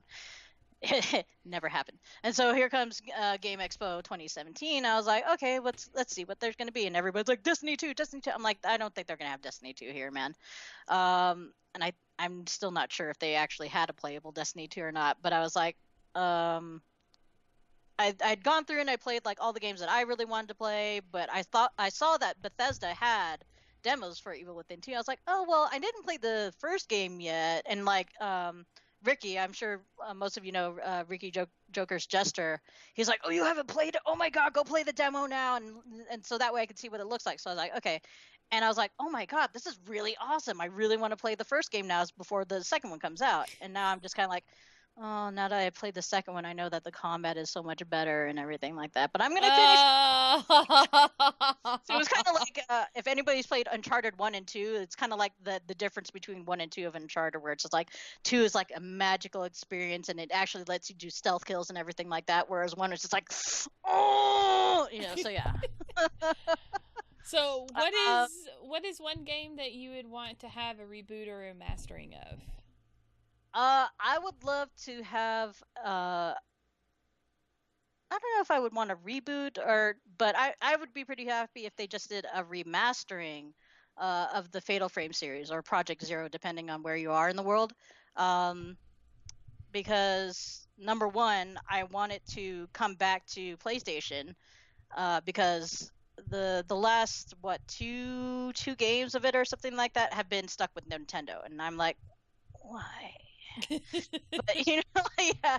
So like the first game I think was PS1, the second game was PS2. I think the second and the third game were PS2, and then it jumped to like was it I think it was the Wii, and I was like, I don't have a Wii, and it never actually officially came over to the States. So I think it would be pretty awesome if they were to come out with like like a suite of the games all in one or something like that, and just because I don't know if anybody's actually ever played it, but essentially it's along the same lines of like Silent Hill and Resident Evil and everything like that. Basically, you play usually either a young girl, young woman, or something like that. You generally end up in some kind of haunted village of some sort, and the only thing that you have to defend yourself is a really old camera, like a camera obscura, and you're defending yourself against these like kind of evil, or not really evil, but like haunted spirits of that particular village. And you defend yourself by taking pictures of them, because the old thing of like every time you take a picture, it kind of steals a little bit of your soul. Mm-hmm. So I think it's pretty fun. It's definitely people always ask me, it's like, oh, what's the scariest game that you've ever played? Since I'm playing through like Evil Within, I'm just kind of like, well, I mean, yes, Outlast has the whole like jump scares thing, and like, yes, I scream like a little girl when I'm being chased by like a big dude with like a safe for a head, and he just wants to use his giant hammer to like smash my face in and things like that. But like the game that has like creeped me out, where I literally did not want to go to sleep until like the sun had risen and my best friends were awake to watch over me while I was sleeping. It was Fatal Frame 2. They were like, okay, we're going to go to bed now. I'm like, okay, I'm going to keep on playing this game. They wake up like 8 hours later and they're like, are you still up? I was like, I can't go to sleep, but now I can. Can you guys watch over me? I'm going to save the game. So yeah. So yeah, I would love if they were to somehow remaster and release, even if it was just 1 through 3, for like the PlayStation or something like that. And if they, I don't know, I think it's Tecmo. Like, please, Tecmo, if you're watching right now, can we have the Wii and both the Wii and the Wii U game come over to Sony? Please come back, girl, come back. Girl, please. Anyways, yes. So, this is the part of the podcast where, although we've talked a lot, so we're gonna try and get through these next questions pretty quickly if we can. I know we've got a lot left, but here's the serious part of the podcast. Who inspires you to be the woman you are today? Really, it's everybody. It's everybody that comes into my life. You know, everybody leaves a mark in your life. You know, that I think, sometimes they're positive, marks. Sometimes they're negative marks, and I feel like you learn from both of them. But, I mean, if I had to really kind of choose one person, my dad. I'm a daddy's girl, and he's the one that really kind of introduced me to a lot of things in life. He's the one that's like, oh, let's go to Yosemite. Oh, let's go to the beach. Oh, let's go, to the pinnacles and look at the caves. Let's go to see No Doubt and to go see Crystal Method. He was like, hey, I just came back from watching or seeing Crystal Method. I was like, Dad, why didn't you bring me? I had that kind of dad. And he's like, oh, I didn't know if you wanted to go. I'm like, Aww. But yeah, I mean, he's the one that also kind of, it's like, oh, I wanted the kids to like, have things like video games and whatnot. And, there were summer courses and whatnot. He's like, oh, you should try to go ahead and take like graphic arts. And this is when it was back on like Apple II or something or whatever came before that. But yeah, I mean, my dad is probably a pretty big influence on who I am as a person for sure. And my mom too, but I mean, yeah. What's your father's name? My dad's name is so his originally when he was born it was Edwin, but he was like no, I don't want to be Edwin. So he actually changed his name to Edward. So that my dad's name is Edward. Really? He goes by Eddie. Yeah, no, same thing with my dad. Most of the time he would just go by Ed or Eddie or something like that. But like, Edwin, can you come here, please? He was just like, oh God, no, we're not doing Edwin. We're going to switch to Edward, and that's going to be just a little bit better feeling for inside, especially after they made him learn how to play the accordion. The only reason I asked that is because somebody said, oh, yay, Uncle Ed, and I guess it's a family member of yours that's in the channel. And Mellow Parts is my little cousin, so yeah. Okay, because I was like, Ed, wait, my dad's cool too. Is his name Eddie as well? That's awesome. Yeah, Mellow Parts could probably tell you about my dad and whatnot too. He's totally nerdy. This is a dad when I asked him for like it was one Father's Day and I like took him to go see what was it, the Surf's Up. I think it was the movie about the penguins that surf and whatnot. Oh, because that was a cute little movie, yeah. And then afterwards, I was like, okay, not to incriminate myself too much, but I was like, hey, Dad, do you want to sneak into any other movies? And he's like, this is Father's Day. This is Father's Day. And my dad, without like missing a beat, he's like, let's go watch Hostel 2. I'm like, it's Father's Day and you want to watch Hostel 2 with your daughter. All right, it's your day. So yeah, my dad and I, we went to go watch Hostel 2, and I think we also saw like Piranha 3D together. So yeah, and then like I got my dad into Firefly and everything like that, and he when I was a kid, he got me into like Star Wars and Star Trek and everything like that. So yeah, it's a nice exchange. So what do you like about being a part of Girlstreamers? You guys are all awesome sauce. But no, Honestly, it brings me back to the days of like, IRC and whatnot, and just having like that small, close knit community and everything like that. Because I mean, yeah, growing up on RSC, a lot of us we grew up together. Like most of us were like in high school or like just starting college and whatnot, which meant that we had like a good like four to something like 10 years with each other, right? Before like, life really started like kind of taking over and people started getting Mm-hmm. married and kids, career and things like that. So, yeah, it was unfortunate. It's the way that groups work sometimes, and sometimes everybody kind of ends up drifting into like other smaller cliques and everything like that, and you still, you're still like, hey, what's up, when you see each other at cons and everything like that, but you kind of don't have that cohesiveness that you originally, had, or at its strongest, was really, really, really great. And yeah, that was back in like, I think the really last big kind of gathering that we had was like Anime Central 2001. And I mean, yeah, that was the last time that like so many of us got together, and like we were such a huge force within that con that we actually kind of took over the karaoke room a little bit.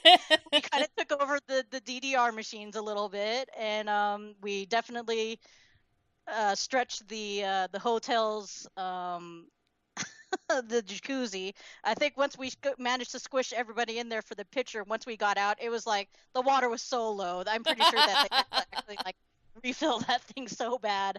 And then in the lobby, yeah, there was like, a sample bed, and everybody just kind of like looked at each other and then looked at the bed, or like, everybody jump on the bed. So yeah, there was just like this huge tangle of like 20 something people on this one little like, queen size bed, and we're just like, wee, and we were just a whole bunch of dorks and nerds. We had a good time. So, yeah, and then after that, like I said, everybody kind of started kind of splintering off, doing their thing and whatnot. So it was really nice to kind of find a community again that, everybody's kind of already in that place where, it's like, okay, we're already doing the job and the career, or marriage and kids and whatnot, but we still managed to still find some time to, hang out, chill, talk games, talk geek and everything like that. So What's pretty um crazy is, we have girls who are in college right now, and then we have girls who are out of college, like many married, have kids, kids are grown. Like it's such a wide range, but we have that one, the whole streaming thing that kind of gets us all together and gets us all talking and stuff, which is pretty neat. And you are actually our DemiMod. Would you like to kind of explain a little bit what it is that you actually do? I'm the Walmart greeter.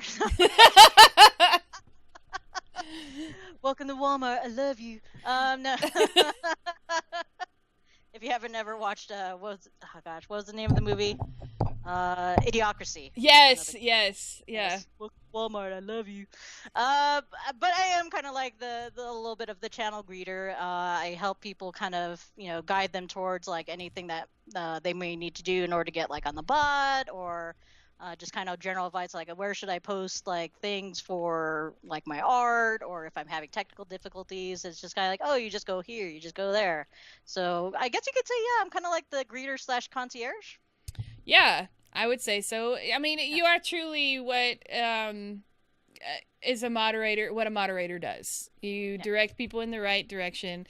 And I'm not going to lie, it takes so much stress off of management team, because Really? we have you guys doing that and we don't have to worry about it because you guys cover it.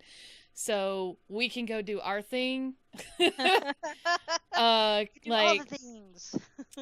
I do this and the social media and the editing and all, the video editing and stuff like that, and it's like, yay, I don't have to make I'd sure have that to I look greet like I have a side eye, yeah, yeah, I don't every have to time. greet every single person that comes to the channel. We have a team that does that. Thank you. Because it does help, because sometimes, what the questions that need to be answered, you guys can answer.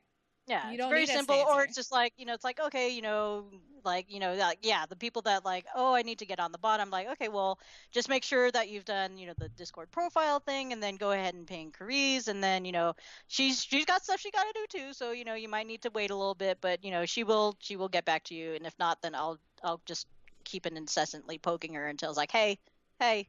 Hey. Cause that, Hey. yeah, that helps too. Like, hey, have you talking to so and so because they wanted this? Oh yeah, thank you for that. Thank you. I'll go do it right now. Like, it's very helpful, and we've got several girls that are DemiMods, and just added on a few new girls. And you are actually one of our night DemiMods. So like when we're all asleep, because most of us are. When the normal humans are sleeping at their normal human hours. Well, you have, we've got 5 on the management team. Me, Carice, and Dead are all East Coast. Then you have Kinky, who's West Coast, so she also kind of covers a little bit of night. And then Miss DJM, who is Hawaii time. Yeah. So you and her are kind of on at the same time, so it's crazy, but we have, we try, because we want people that are in other countries on the other side of the world to also have coverage and have people to talk to. So it helps being able to have that split, the day and night crew, because we do base everything East Coast time. And the only reason why everything is based East Coast time is because our Lord and Savior Dead Mannequin is East Coast. So there you go. It makes her life easier. So what keeps you so passionate about gaming and just the community as a whole? I mean, it's just a nice kind of easy way to relax. I mean, of course you could just Netflix and chill and whatnot, but I mean, as much as I love Netflix and chilling, it's like, there's only really so much interaction with that, I guess you could say. And it's like, okay, you could talk to your buddies on like Facebook about it and everything like that. But like, I don't know, I guess I just like the being into adventure without having to actually go somewhere type of thing. And, and then having a community, it's like, oh my God, I'm really passionate about that game too. Or like, something like 7 Days to Die, where it's just like, oh, I would have never thought of, defending, my place that way by making, a pit of death or whatever, or by, putting explosives everywhere and everything like that. So, it's just nice to, have an opportunity to connect to people, even if it's, on such a weird thing as like gaming and whatnot, Weird. Yeah. Weird. You're weird. No. Your mom's weird. Your mom. Oh, no, but yeah. Because I mean, I don't know. I've always been kind of comfortable with being the weird kid. It's like I'm weird. I know it. Not everybody's gonna like it, but that's I just want to be me, and I want to have fun the way I'm gonna have fun. If you want to go off and do the whole like college drink at bar until like pass out, I'm like, well, that sounds like fun, but I'm just gonna go hunt zombies or something like that. So yeah, everybody do their thing. Just take care of yourself, and don't harm other people. I straddled that line in college. The whole being the popular person in college, but also being the nerdy person, because I didn't really embrace my nerdiness in high school. It took me a while to realize it was okay for me to be into video games and be into like this stuff. And see, and that's where I feel fortunate, because I mean, as far as high school life went, it was okay. It was like, oh, it's the best years of your life. And no, high school is not the best years of your life. I mean, I enjoyed my high school years. I had a good high school experience. I am one of the lucky few. My friends were great in high school, but I don't talk to any of those people anymore. Right? Other than like Facebook, oh, I like your thing that you posted or something like that. But I talked to my college friends. Yeah. That's where I made friends. And see, for me, like, even though I was still in high school, IRC is kind of where, like, I ended up kind of more drifting towards. And, like, yeah, most of them were either, like, high school students or college students. And it was just kind of like, well, I feel more mature enjoying what I actually like. And the hell with all the other plebs, Well, see, I was a band geek in high school. So, like, my life was good. I enjoyed my life. And I could have graduated early because I was one of those super smart kids. See, I was a nerd. I just wouldn't embrace it. But I was like, no, I want to graduate when all my friends graduate. So I literally did not take any serious classes my last semester and a half of school. I took bullshit like drama. All elective classes because I didn't need to do anything else. There you go. Like all the wood shop and car shop and everything. No. Yep. Just coast. Band geek, woohoo! But I was on the drum Woohoo. line, and the drum line is the Ooh. cool group of the band. Of So, course. yeah, I was one of the cool kids in school. No, I really There you wasn't. I really wasn't. I was not a cool kid in any way, shape, or form. Okay, kid. I guess. I don't know. I'm the cool kid. I was a floater in high school. I got along with everyone. You know, I had my group of people that I hung out with outside of school, but, you know, in school, I didn't really, there's one girl who wanted to fight me in high school, and I just didn't show up because I was Girls are like, weird. I was like, do I even know you? What? It's like, well, we were friends, and then all of a sudden she wanted to start fighting me because I don't even know why she wanted to have a fight with me, but I was like, okay. She was like, meet me at the BP after high school. I just went home. Wow. I was like, screw you. Class. I ain't got time for this. See, for me, I think part of it was the fact that, like, you know, I did end up switching high schools in like after my freshman year. So, you know, it was the whole thing of kind of like having to start over again. And, you know, that was a little bit awkward, but, you know, So in my 8th grade, we moved one city over. So I was able to finish 8th grade off at my old school, but high school was a whole new group of people. So, which is why I was able to get along with everybody because nobody knew me.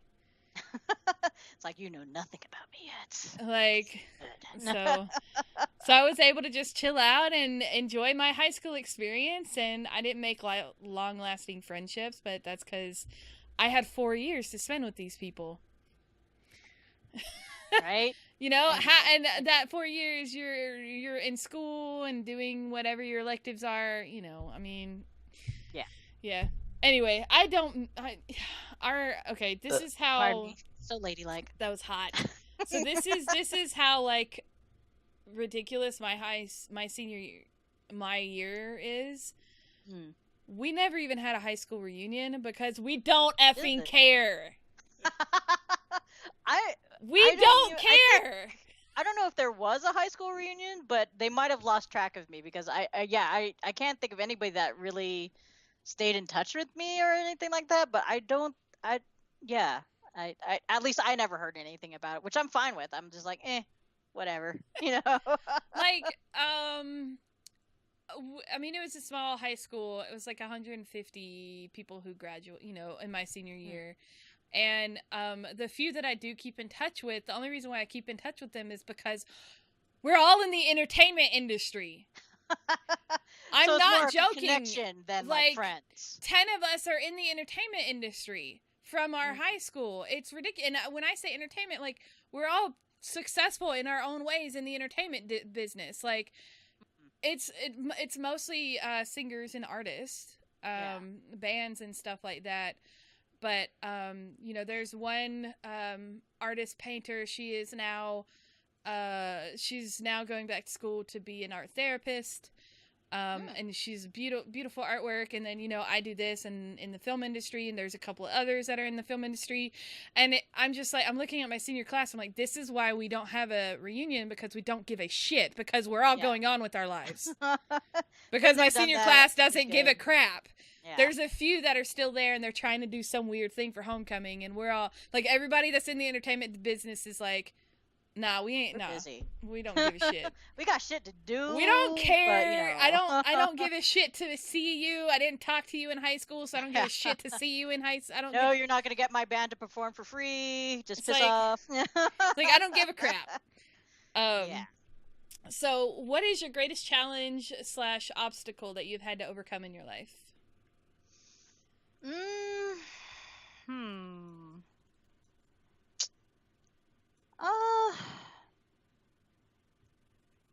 I mean, I guess it kind of goes hand in hand, because I feel like, you know, when if it's something that you feel comfortable with, it's also something that, you know, if it gets kind of taken away, then it's like, you know, it's kind of earth shattering. And, you know, and to a point, it is like, you know, just kind of me being okay with being the weird one, you know, the weird kind of geeky one. And you know, that kind of covers a lot. You know, I mean, I don't know. I don't know if I seem like a very comfortable social person as I present myself in like streaming or anything like that, or when I'm like talking in Discord. But I mean, for a long time when I was a kid, it was a little hard, being a kid. It's like, my neighborhood kids, they all knew me and they liked me well enough, but like actually at school, it I don't know. I don't know if like people just didn't know what a Filipino was or something like that, and so they were just kind of like, it's like you're supposed to be Asian, but you don't look like you don't look like the typical Asian. You don't look Chinese, or you don't look Japanese, or something like that. So it's like I don't know if people really didn't know what to kind of do with me, type of thing, or what, Okay, all right, I hate that because it's like, why does it matter? Like, right? it's like we all have to put each other in a box or something. Yeah, It's like, some kind of label or oh, association. okay, Yeah, so, and then there's this obsessed with having a label now, obsession yeah, with having a label, and it's just like, why can't I just be me?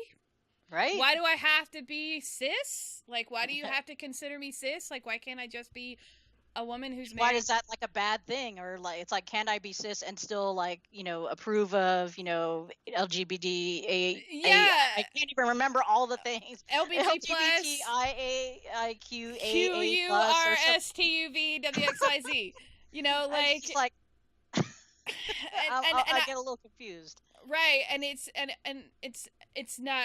I'm not knocking the LGBT plus No, neither community am I. in any way, shape, Yeah. or form, but I totally get what you're saying because it's not just a gay straight thing either. It's like, well, I'm a nerd. Well, I like football, like Dragon Con. We Yeah. are always competing with the football people, and it's like, I like football and I'm a nerd. Like, I'm in a fantasy football league with several of my followers because we did that this year. Like, why can't I be both?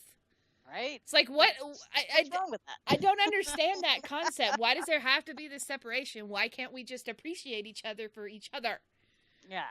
And so yeah, I don't know, but I mean for like pretty much kindergarten until like about 5th grade, I was kind of the odd kid out. It's like a couple of grades I had like one person that like was like seemed like they didn't really care, and we became close friends. Unfortunately, for whatever reason, those people would end up moving away, so I was kind of like, shit, I'm fucked again, or I'm sorry. Oh man, that sucks. So I don't know. Yeah, and like for some reason in the 5th grade, like we went on this field trip, and like suddenly I was seen as like funny or something like that, or I don't know. I just remember I kind of got stuck in the group with like the popular girls or something like that, and like I don't know. I guess something happened where it's like suddenly, okay, now I exist or something like that. And it's like cool. So Yeah. yeah, and so like the next 2 years were fine, and then like junior high came, and like I actually really loved my junior high years. I think those were kind of my best years out of like my entire like school period, as far as like in comparison to either grade school or high school, because like I felt Eighth like grade everybody was was kind of worse. more. Really, for me, Eighth it grade was was it my was the worst best. year. Worst year. And it's because everybody was going through puberty, and like all my friends like disowned me, and it was bad. I had a bad 8th grade year. That's so weird. Like mine, I mean, I kind of went through a couple of different groups of friends as well, but like somehow it still came out okay for the most part. Like I still walked away from junior high pretty darn happy with like how things went. And then yeah, and then high school started, and it was like, and yeah, part of that had to do with like the whole like changing schools in the middle and everything like that. And so like Yeah. I still wanted to maintain friendships with my friends back in Sunnyvale. And it's funny because yeah, it was only like the next city over, right? Sunnyvale to Mountain View, and then I don't know. I had the choice. I had the choice of either going to Mountain View High or Los Altos High. And I thought, oh, Los Altos, that's the one that has the more money, so it should be better, right? Yeah, not so much. Not really. I think I would have probably been better off maybe going to Mountain View High, but it is what it is. Can't take it back now. But I don't know. Yeah, it's just like, and even like coming back to like the whole like LGBTQA thing, like you would think, you would think being in the Bay Area, it would be like a lesbian dream of having nerd, geek, and lesbian, right? Because it's San Francisco, it's the Silicon Valley. I shouldn't have a problem with this. But for whatever reason, I could not find anybody in my area to save my life. I don't know what it Because was. I'm sorry, San Francisco is not the hot gay place anymore. It's Atlanta. Is it? It is Atlanta. It is Atlanta. Okay, maybe it's not for lesbians. I feel like for gay boys it's still okay, but for like lesbians, I guess I don't know. I actually because there's a lot of now around Atlanta. It's questionable, but in Atlanta, like they're in the metro area, you know, it's very gay friendly, and I love it. Like Piedmont and 10th Street, we now have rainbow crosswalks, which is Midtown, which is like the gay area of Atlanta. You walk in there, it's like, girl. Oh, it's great because and there's like drag show thing in that same area. Like, so it's a very, very good, positive neighborhood to be in. Very trendy, very expensive. Fuck those guys because of how expensive it is. Damn it. I don't know. When the gays move in, everything goes up in price, and it drives me nuts. Everything suddenly becomes very quality, girl. Yes, we ain't queen. gonna deal with like any of this. No. We're gonna bring in all the Michaels. We're gonna bring in all the Abercrombie and Fitch and everything. So yeah, like it's for some reason we found out a couple years ago that Atlanta is now the top gay. It's the gay capital of the world. That's what we were told. I was like, okay, it's good to know. I don't know. I don't remember. I was gonna say Ella DeGeneres, but she might have mentioned it too. But Ellen Page, because she's doing that whole gaycation TV series where like they go to different places in the world and like they kind of explore to see like how actually like LGBTQA friendly it is and whatnot. And I would. Oh, that sounds interesting. It is. It's really interesting. So it's her and then her I guess like a good best friend or something like that who's a gay guy. And yeah, they went to like Brazil, and they've gone to like Japan and all these different places all around the world. And it's interesting to see, who keeps it hidden, who like there's people out there, but there's also the people that are very violent about it, and like they actually have like like assassins for like people to like hire to go and take out like LGBTQA people and everything like that. And it's just like it's interesting, and it's a little bit horrifying, and it's a little bit beautiful. And I'm gonna have to look this up because I haven't actually heard of that. That's very interesting. What is it? Is it I can't remember the name of the channel. It's got a lot of other hipstery things on it. So if you could give yourself past self 1 to 2 words of advice from the wisdom you have experienced and gained up until now, what would they be? Oh, good Lord. Have I gained wisdom? I don't know. I don't know. I mean, I definitely feel like I'm still learning. There's still a lot of time to learn. I mean, I'm 37, but there's still so much that I need to learn. There's still so much I need to see. The only thing I could probably the best thing I could probably tell myself is try not to spend so much money on nerdy things. Back to like, when DDR was like a huge thing, and like going to all the different arcades and like spending like probably like $40 a night for tokens to play DDR, and I'm like, oh my god, if I had saved that money, what could I have done with it, type of thing. So, I mean, but at the same time, it was all in good fun. It was all in good, having good times with friends and everything like that. And I think for if not for games like DDR, or really, I actually did meet a lot of friends because of Bust a Move / Bust a Groove. Not the one with the cute little dinosaurs and they're shooting the bubbles, but the dancing like Simon Says game. Mm-hmm. I did meet quite a few people from that, and of course from DDR as well. So part of me wants to sit there and say it's like, try not to spend so much money, but it's also the thing where it's just like, but you had really great experiences with the people that you met, and you can't trade that in. You can't and probably don't want to really trade that. And so I spent a lot of I money. a little bit more. Don't feel bad. I spent a lot of money on the Simpsons game at the skating rink. So. Oh my god, yeah. I mean, there's times when I've gone to like Golfland or what the arcade, the local arcade, and yeah, my dad and we would sit there on like the aliens game with the like the actual gun and whatnot, and he would just be like, he'd put down like $40. He's like, go get us tokens. We're finishing this, and I'm just like, sweet. So yeah. My parents used to take us. He's a great influence and probably a little bit bad influence. So yeah. Man, now I'm thinking about. Oh man, now you got me reminiscing. Okay, you got me reminiscing about times like that with my dad, my folks. We used to go to this like it was like a batting cage, mini golf, go kart, and arcade all in one. But everything, yeah. Oh my god, it was great. I loved it. Yep. So what? Okay, all right. I want to get through these really quickly so we can close it out because we are running so over time. Even though we're still in this serious stuff. I know this has been so good, but when we close it out, we'll do the Q&A for YouTube. So we will stay up for the YouTube stuff. So what trait of yours are you most proud of? Honestly, I'd like to think that I'm a very kind person. I'd like to I mean, like, yeah, like the whole thing with like trolls and whatnot. It's like, yes, they're annoying, and yes, they are going out there to try to get their little bit of joy and fun, but they're still people. They are still people.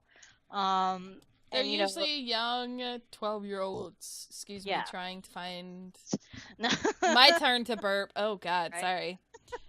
Yeah, somebody who just needs proper guidance.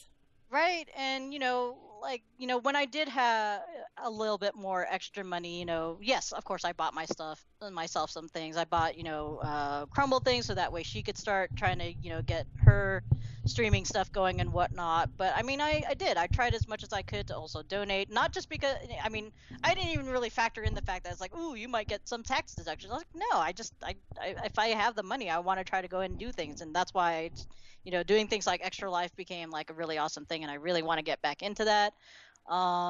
But just in general, I mean, yes, I mean, here in Vegas, we have quite a few pretty huge, homeless community, just people on the streets. And, it's like, most of the time when people come up and ask me for money, I'm like, it's like, oh, I don't really carry around cash with me or something like that. But like, if I just went to the grocery store, or if I'm walking into the grocery store and I see someone, then like,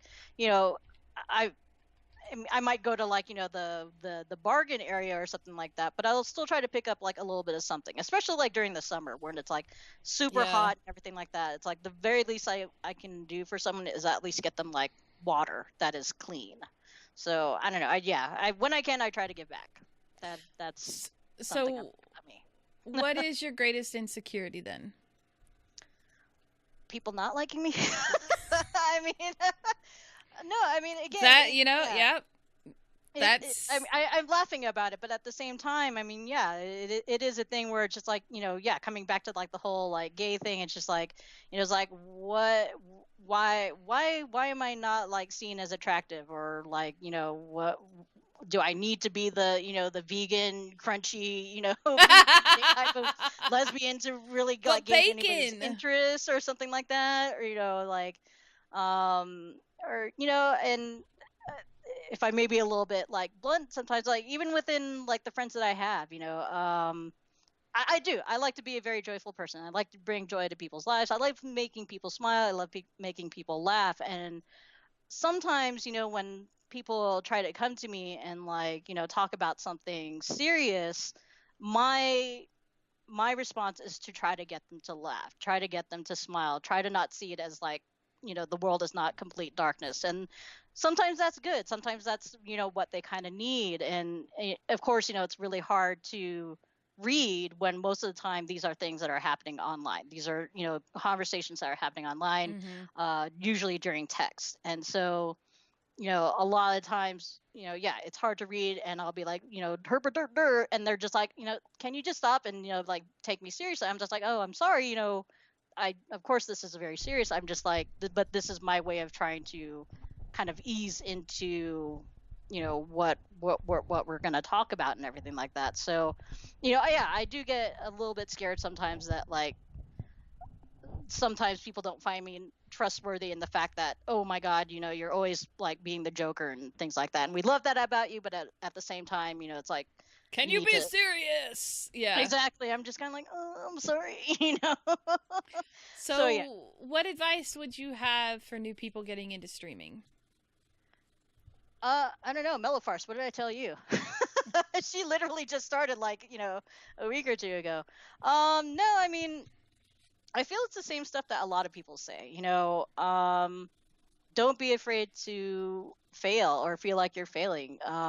It's going to be slow. It's going to be slow, but you will build up to it. You have to not be afraid of failing. You have to not be afraid of, getting on top of your box and saying, hey, I'm streaming, or hey, I just really did this awesome art, or hey, I just did, I just got up on my chair just as Tigger and shook my ass at the camera. You have to be willing to play the fool a little bit in order to, get people to come and show up. And you have to also acknowledge that not everybody is going to like your style. Yeah. Everybody has their own style. And like, this was something I was discussing earlier in my Discord, where, there are those streamers that have characters. And I'm just kind of like, for me, I find characters generally not to be helpful to streaming in particular, but that's me. It's not authentic. And exactly, not authentic. And sometimes I feel like it's actually reverse trolling in a way, because basically you're honey trapping people in by, pretending to be, a titty streamer and whatnot. And then, you're like, her, and like in the background, you're like, haha, this person doesn't get that I'm just doing this as a character. And it's like, it becomes an ugly thing, whether it's intentional or not. And it may not start out intentional, but eventually I feel like it does get there. It gets to the point where it's like, haha, we're making of this, idiot that, doesn't get what I'm doing and doesn't get that I'm really not this way, and things like that. So for me, yes, I prefer a more genuine approach, but that is me. I think that it takes up too much energy to play a character, especially if you're a character 8 to 12 hours out of the day. It's like, that's a lot, because a lot of streamers stream 8 to 12 hours. I mean, I personally they're doing like those IRL ones, or something right, like that. and it's like, that's a lot to pretend to be. Even actors, when they're acting, they're not acting 12 hours out of that 12-hour day. Plus, they are very method. Right, like, and even then, but you will hear about like method actors. It's hard for them to come back to who they are. Like sometimes they will become that character so much that when they go home and they're trying to talk to their wife, they're trying to talk to their kids, they're trying to talk to their husband, it's hard for them to let go of that. And it's like, that's, I'm like, you're pretty much making a second job, a second life for yourself that you have to be. And it's just kind of like, I'm having trouble being me. I cannot even think about how much harder it would be if I have to be someone else on top of being me. So I mean, if I was just doing it for a couple of hours, okay, I don't mind. If it was like a one-day thing and people knew that it was an act, at that point it's like, okay, it's like, doing, like, a sitcom or something like that. But when you are doing that every single day, that is your stream. That's all your stream is. I don't know. I feel like that's just like a whole lot of negativity that's kind of being built up and pent up and whatnot. Yeah. And it'll become an obscurial or something like that. Sorry, I just reread the Fantastic Beasts thing. So if there was one person, past or present, you could have dinner with tonight, who would it be and why? Can be famous, can be non-famous. I probably can't narrow it down to one person. I would have to say all of my grandparents. I do not have any of my grandparents with me anymore. They've all passed on. It sucks when you lose all your grandparents. Yeah, so it is really hard. I lost 3 of them while I was still in grade school. So I really only had so much time with a good amount of them. And the one that I was left with, she was very loving, but she was strict in her own way. She was a very, Catholic lady, very much believed in like doing the whole 4-year college thing. And, you need to do this, you need to get health insurance, la, la, la, la, la. Melifarce, if you're still around, you probably know exactly what I'm talking about. But, yeah, so there are definitely things that I appreciate about every single one of my grandparents. But I mean, yeah, I would love to see, if they would be proud of like the person that I've become, because I mean, yeah, even my grandmother that was around for that time, being such a strong Catholic believer and everything like that, I definitely never really felt comfortable to tell her about being gay and things like that. And it was already kind of hard telling my immediate family, my dad, my mom, my brother, and everything like that. My aunt, Melifarce's mom, and everything like that. So yeah, I would definitely want to kind of sit down and just talk to them about who I am, and really talk to them about who they are. I mean, I never really got to hear their stories and their struggles about coming to America and trying to set up a life for the entire family. I mean, I know from my mom's side, I mean, yeah, I don't even know the complete story. All I know is that they came here. My grandfather worked very hard for like the city, doing like all the gardening and whatnot for parks and whatnot. My dad's side of the family, my grandfather was in the service. He served in World War II, so I think that's how they kind of were able to kind of establish things. But I mean, yeah, I did. It's a little sad, but I did kind of squander my time with them. And even like Melifarce's grandparents, they came here from Portugal and whatnot. Very loving family. They always embraced me. I loved her grandmother's.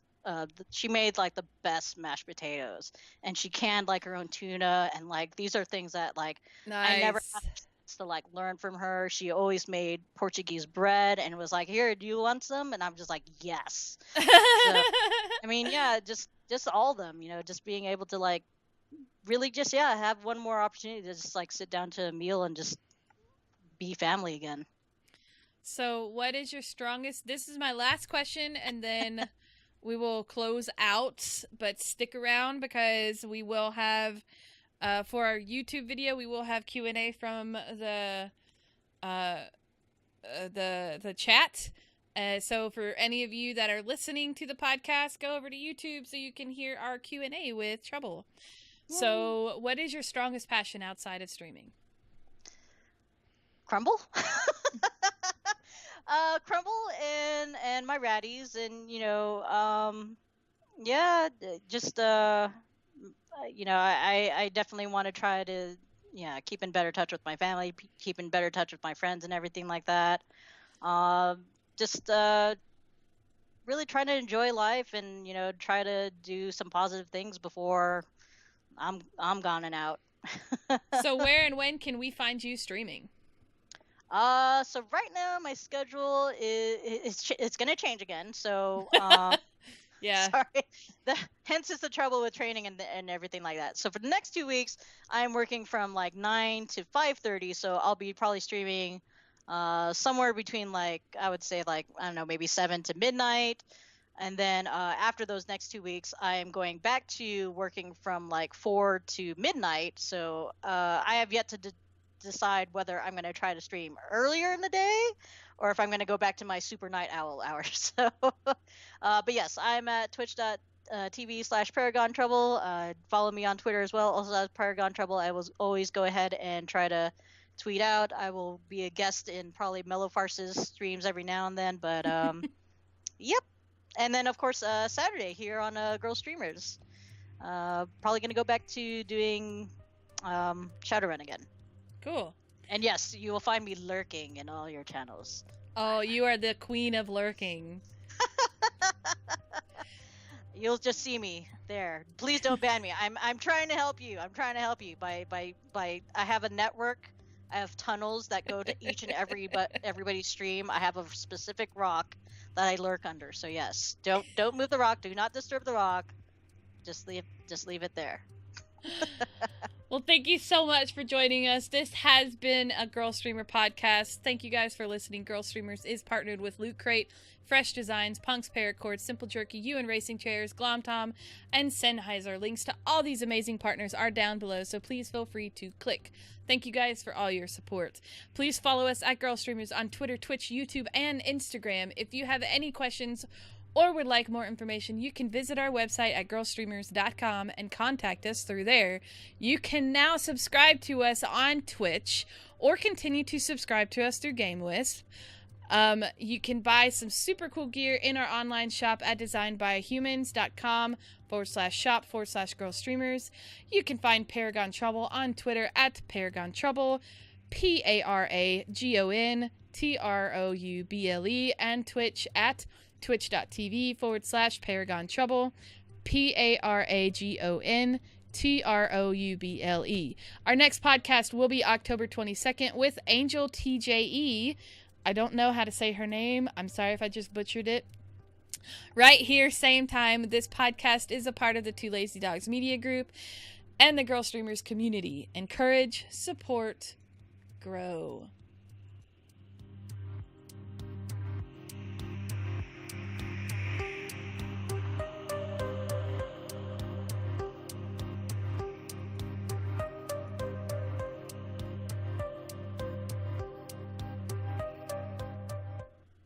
Okay, all right. Yay! And I totally had to stifle another burp. So I was like, oh, must not burp during the blurb. So I had to skip a few questions. So I actually have a couple of questions. If you want to go ahead and ask them, yeah, go ahead. Let me close this out now that I don't need it anymore. So, do you have any kind of tattoos, scars, or piercings? So I don't know how well you might be able to see it, but this is the one scar that I have that's kind of stayed around. I kind of see it, yeah. It's faded quite a bit, but it is still there. So, no, I did not try to off myself. Let me open with that. I did not try to off myself.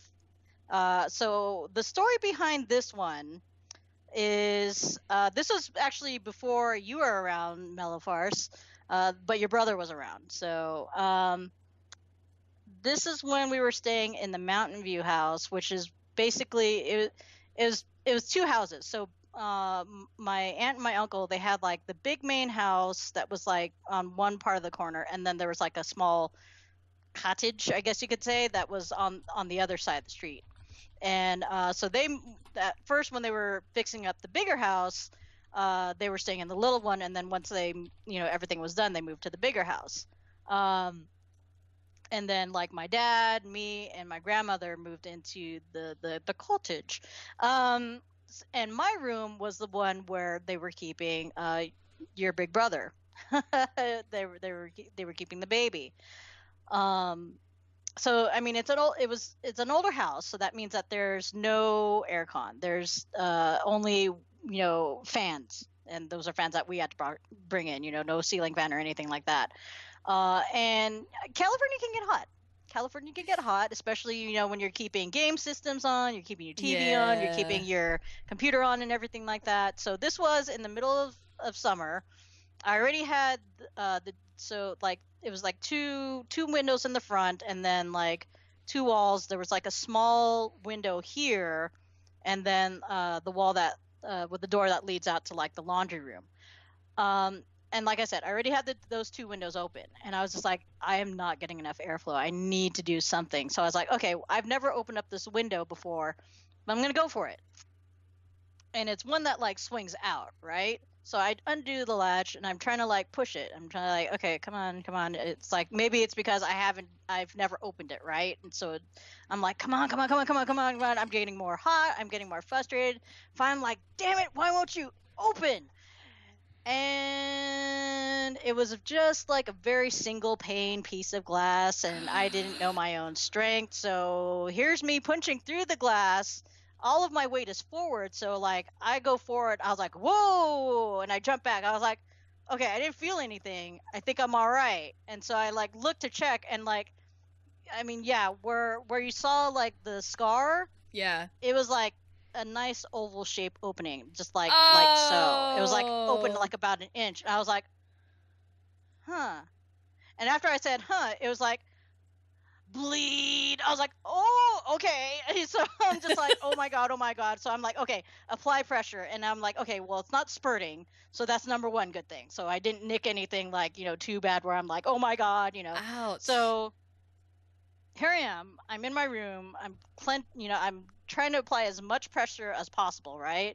And it didn't hurt. It didn't hurt. That's the main thing. That's why I was just like, okay, this is fine. And then so I'm like, okay, I need to go next door. Maybe my aunt will be home and she can drive me to the hospital or whatever. My door is closed. So I go to turn the handle with this hand, and it's the best way I could describe it is it's like wringing a towel. And like when I there's pressure right now. So I'm turning the hand the knob, and it's just like blur a little bit more, and I'm just like, oh, okay. So I go to the front door, same thing, it's a turn knob, so I'm like, okay, there's gonna be a little bit of mess, and it's like blah again, and so I'm like, okay, closed door. Thankfully my aunt is just pulling in, and I'm just like, hey, Auntie Josie. She's like, hey. I'm like, so I kind of punched through the window, and I'm not like bleeding horribly, but there is blood. She's like, oh my gosh. Okay, so she's like, goes inside. She's like, let's go inside. You know, I'm gonna call your uncle and let him know that, like, what's going on.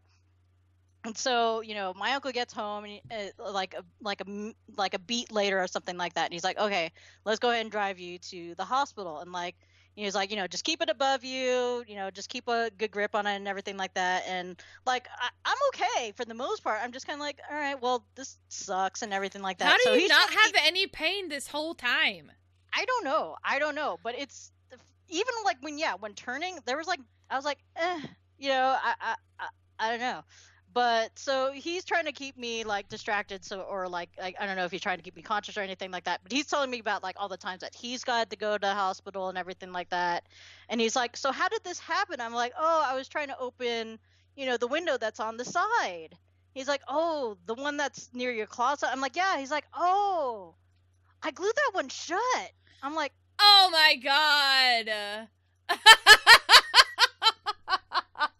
he's like, oh, I forgot to tell you. I'm like, yeah. This is your fault, Uncle. This is your fault. So yeah. I mean, everything was okay. You know, the worst. You know what hurt? It hurt when they had to clean it. It hurt when they had to clean it because, you know, they were. And I don't know if it was necessarily the whatever solution that they were using.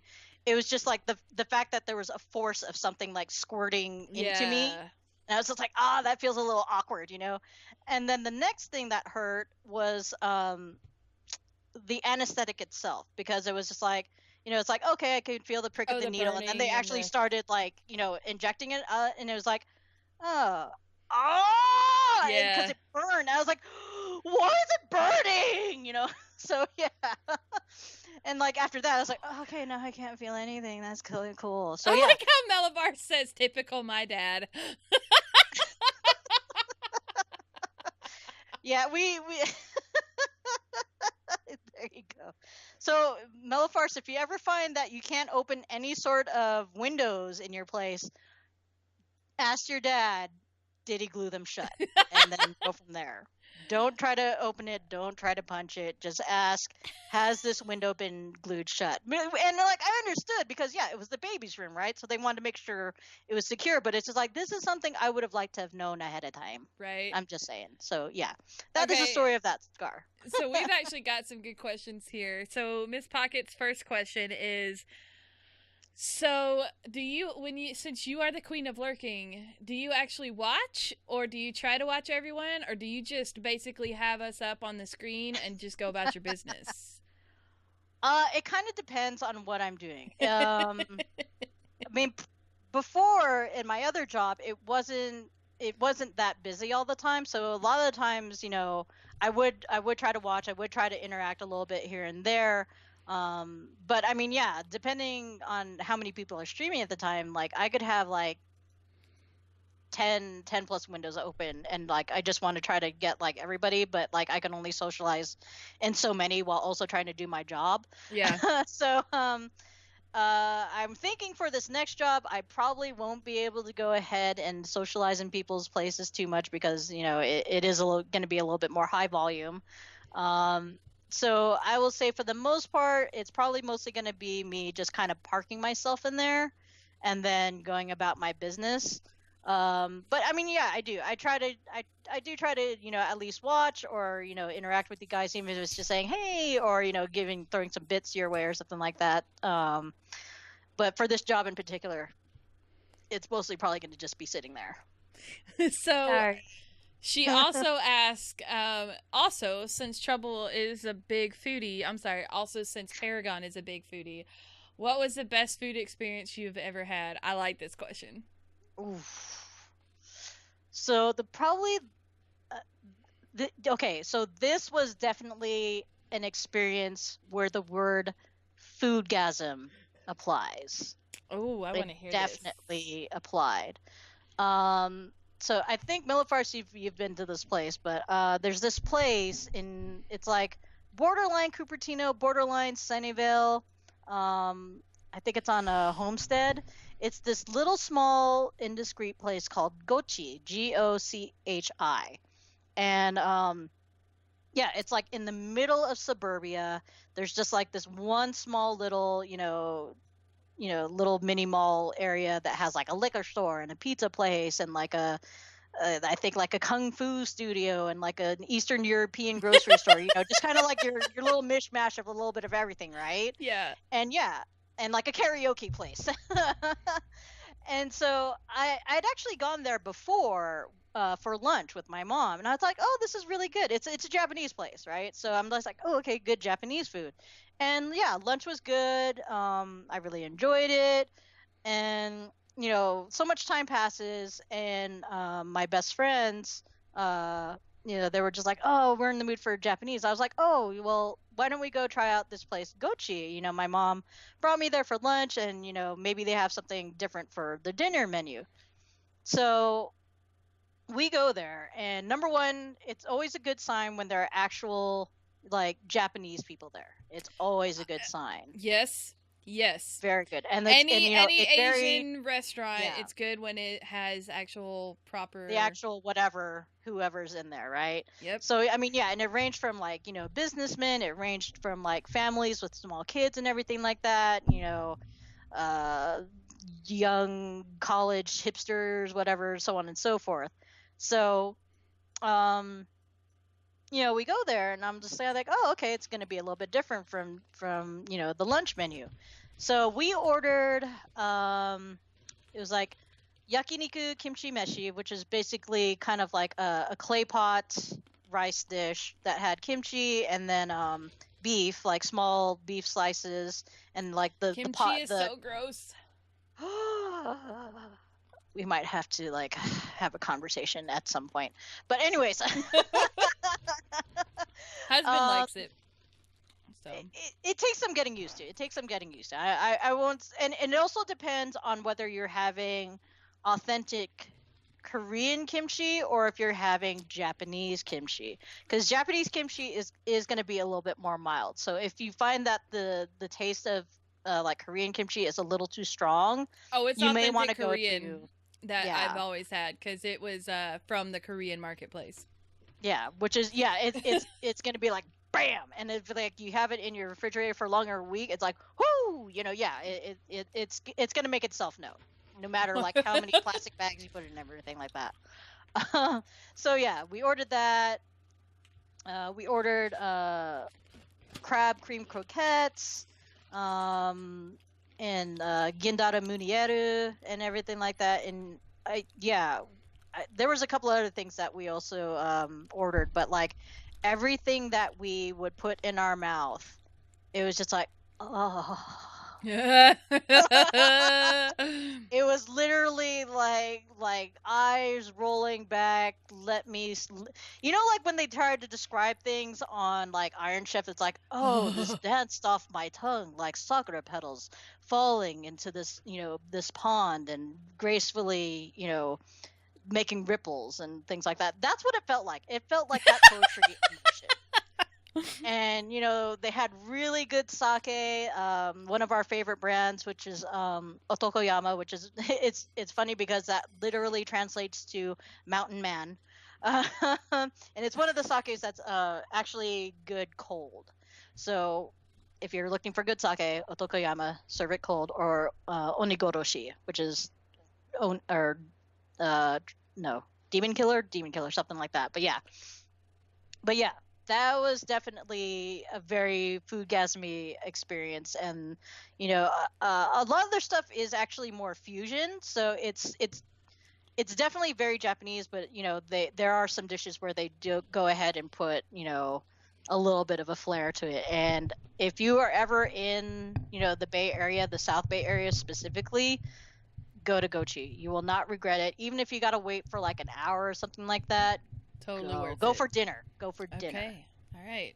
So Yes. Potato Soso asks, what is your most hated game or series? Ooh. Do I got one? I'm trying to think like if there's any game where I'm just like, why did I do this to myself? Why did I use my hard-earned money on this game? I don't know. But I'm also a person that, even if I don't like a game, I will still try to find like the things that I did like about the game at the very least. So it's just like, at least I can somewhat tell myself it was still kind of worth the money. It was justified, yeah. I mean, the storyline was terrible, but the graphics were great. I'm sure there's something, but I can't think of it right now. The only thing I can think of is, why did I make myself play Quantum Break on hard? Because that was so salty, especially the last boss fight. Oh my god, I just remember, like, I think I had been attacking it all night and I could not get to it, and the sun was coming up and I was like, I need to stop and I need to get some sleep, and I'll come back and I'll start it again, and maybe it'll happen. And sure enough, I get up, I'm like, wouldn't it be funny if I do it on the first try? I did it on the first try. It was just one of those things where it's like, I just needed to step away and then come back. So yeah. So Sweet Rotten Robin asked, would you ever do a Girl Streamer meetup if there was one? Well, I can tell you that there was one at DragonCon this year because I did it. There will be one at BlizzCon this year because I'm going. Yep. So, and there will be one at TwitchCon too. Yes, because Miss DJM is going and she is setting it up. So, me and Carice will be at BlizzCon this year. So, the two of us are gonna, if Carice ever, gets back to me, we're gonna try and do something. Cough, cough, nudge, nudge. Cough. No, she's been really busy. She's been really busy with work, trying to catch up and stuff before BlizzCon. But so to answer your question, there have been some meetups, and we're trying to grow them and make them bigger. But it's really hard for management to get to places because most of our management is actually spread all I am literally the only one in management that's in the 48 continental states. Yeah. Seriously, I am. So, the three of them are in Canada, which is expensive as hell to get to anywhere in America from Canada. Even if you're just going over the border. And then DJ is out in Hawaii. So, Hawaii. Yeah. Yeah, let's just have a meetup in Hawaii. Why not, right? I mean, I'm sure DJ would be cool with all of us camping out on her lawn, Exactly. Just she'll get it. I got a 10-person tent. There you go. We're all friendly, right? We're all friends. But yeah, we are trying to grow Girl Streamer meetups at different various cons. It's planning. It's it's in the works. It's in the works. It costs money to do all these things. So if you sub to the channel, that's what money goes towards, is stuff like this. Sub. So Mal asks, what pets have you had throughout your life? Okay. So I think, are we including family pets or just like pets that are actually like mine? Let's go with, I feel like that would be a very long list if you included family pets, so let's just go with your pets. Pets that were actually mine were 3 rabbits. Oh, I love rabbits. I had a rabbit too. 2 parakeets, 1 dog, 1, 2, 3 cats, and then 9. Wait, Baby, Punk, Rascal, Momo, I Sweetie, like that she has to name Melody. them to count them. So 15 ratties. No, 17 ratties. 17 ratties. Wow. Holy cow. Holy cow. Yeah. Also, the Fanta box back there is really, like, everybody's talking about the Fanta box in the back there, the orange Fanta box. So they're probably mostly in the grape Fanta box right now. Let me see if I can get them out. Hold on. Girlies! Everybody wants to see you. Wake up. Wake up, wake up. Hello. Hello. Where are you guys? Oh, no. 2 of you are down here. Or all of them are down in the wheel. Okay.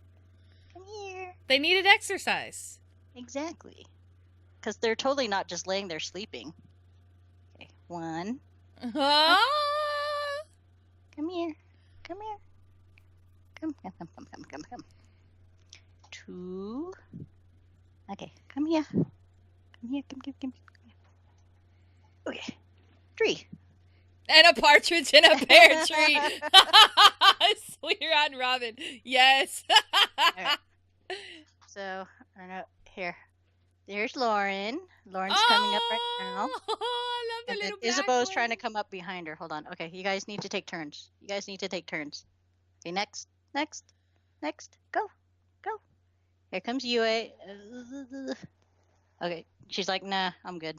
So that was Yue, and then, okay, it's your turn. Okay, wait. Okay, go. No, wait, no, you're on the chair. No. Okay, and here comes Isabeau, or Bo. Oh, that one's adorable.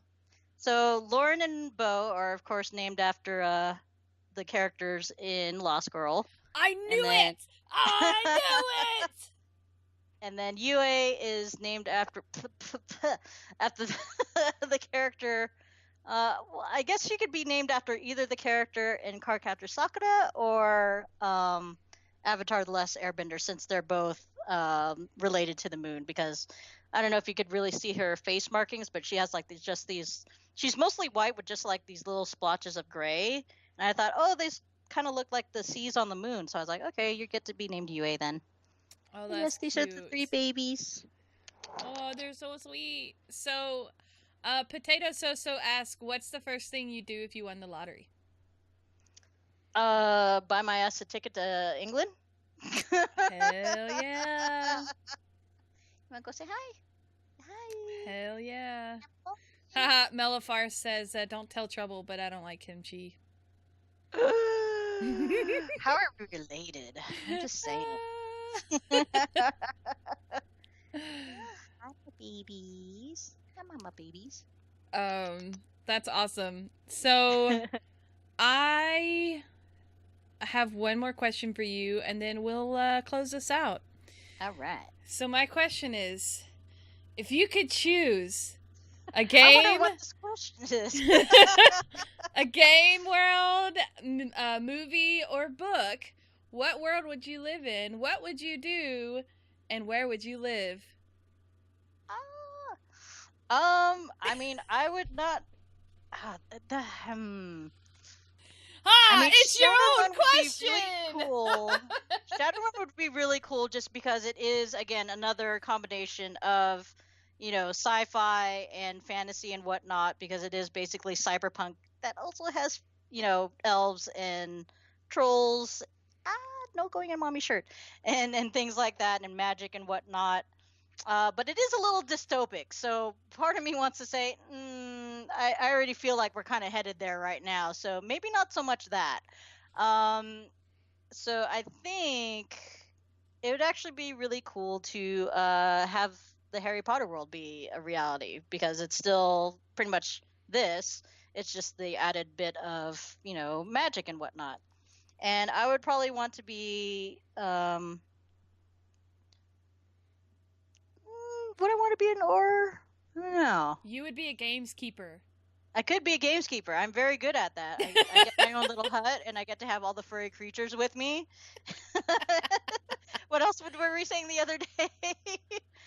And all that. But I think as far as like a magic specialty, I would definitely want to have a Queenie specialty from Fantastic Beasts, where I get to just create food for using magic, so I can just feed myself and my aminals all the times. Yes. Hi, babies. I like that your ratties are trying to chat. They're like, right? Let me talk, Mom. They will like nibble on it. They're like, what's this? Nom nom nom nom nom. Yeah. They're actually making the happy chittery noises right now. So when rats are happy, they do what's called bruxing and boggling. And the bruxing is the teeth chattering part, but the boggling is pretty much exactly what it sounds like. Their eyes kind of boggle out a little bit, and it's like a little like worrying the first time you see it. You're like, oh my god, what's happening to my rat? But after that, it's like, oh no, that means they're happy. It's like, oh, okay. But okay. It's cute. It's something you have to get used to, but yeah, it just means they're happy. Oh, well, thank you so much for joining us. I'm glad to finally get you on the podcast. Sorry for somehow losing you on my schedule. I know that we were supposed to do it in June sometime, but something happened. I don't know what happened. You had to go somewhere. I went on vacation in June, and it like when I adjusted the schedule, somehow you got deleted. And I didn't realize it until you said something. I was like, shit. Like, by the way, am I still doing the thing? Oh, gosh. So thank you so much for joining me. This has been a blast. I'm so glad I finally got to interview you and chat with you. And I didn't cry. I got close, but I didn't cry. It's okay. And next week, no, not next week. I won't be back next week. Yeah. But next week will be the start of Stream Theory with Easily, and it's a chat-based thing where she goes over like tips and tricks to help you increase your stream and do better with your stream. So, I believe,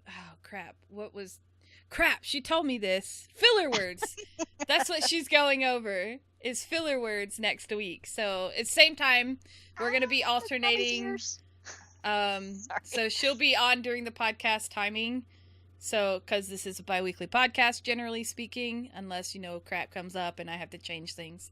But yeah, so come back next week for Easily, and then come back the week after for Angel T.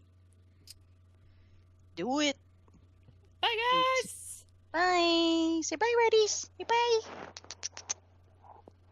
Nope. No kisses for mommy on stream? Okay, that's fine.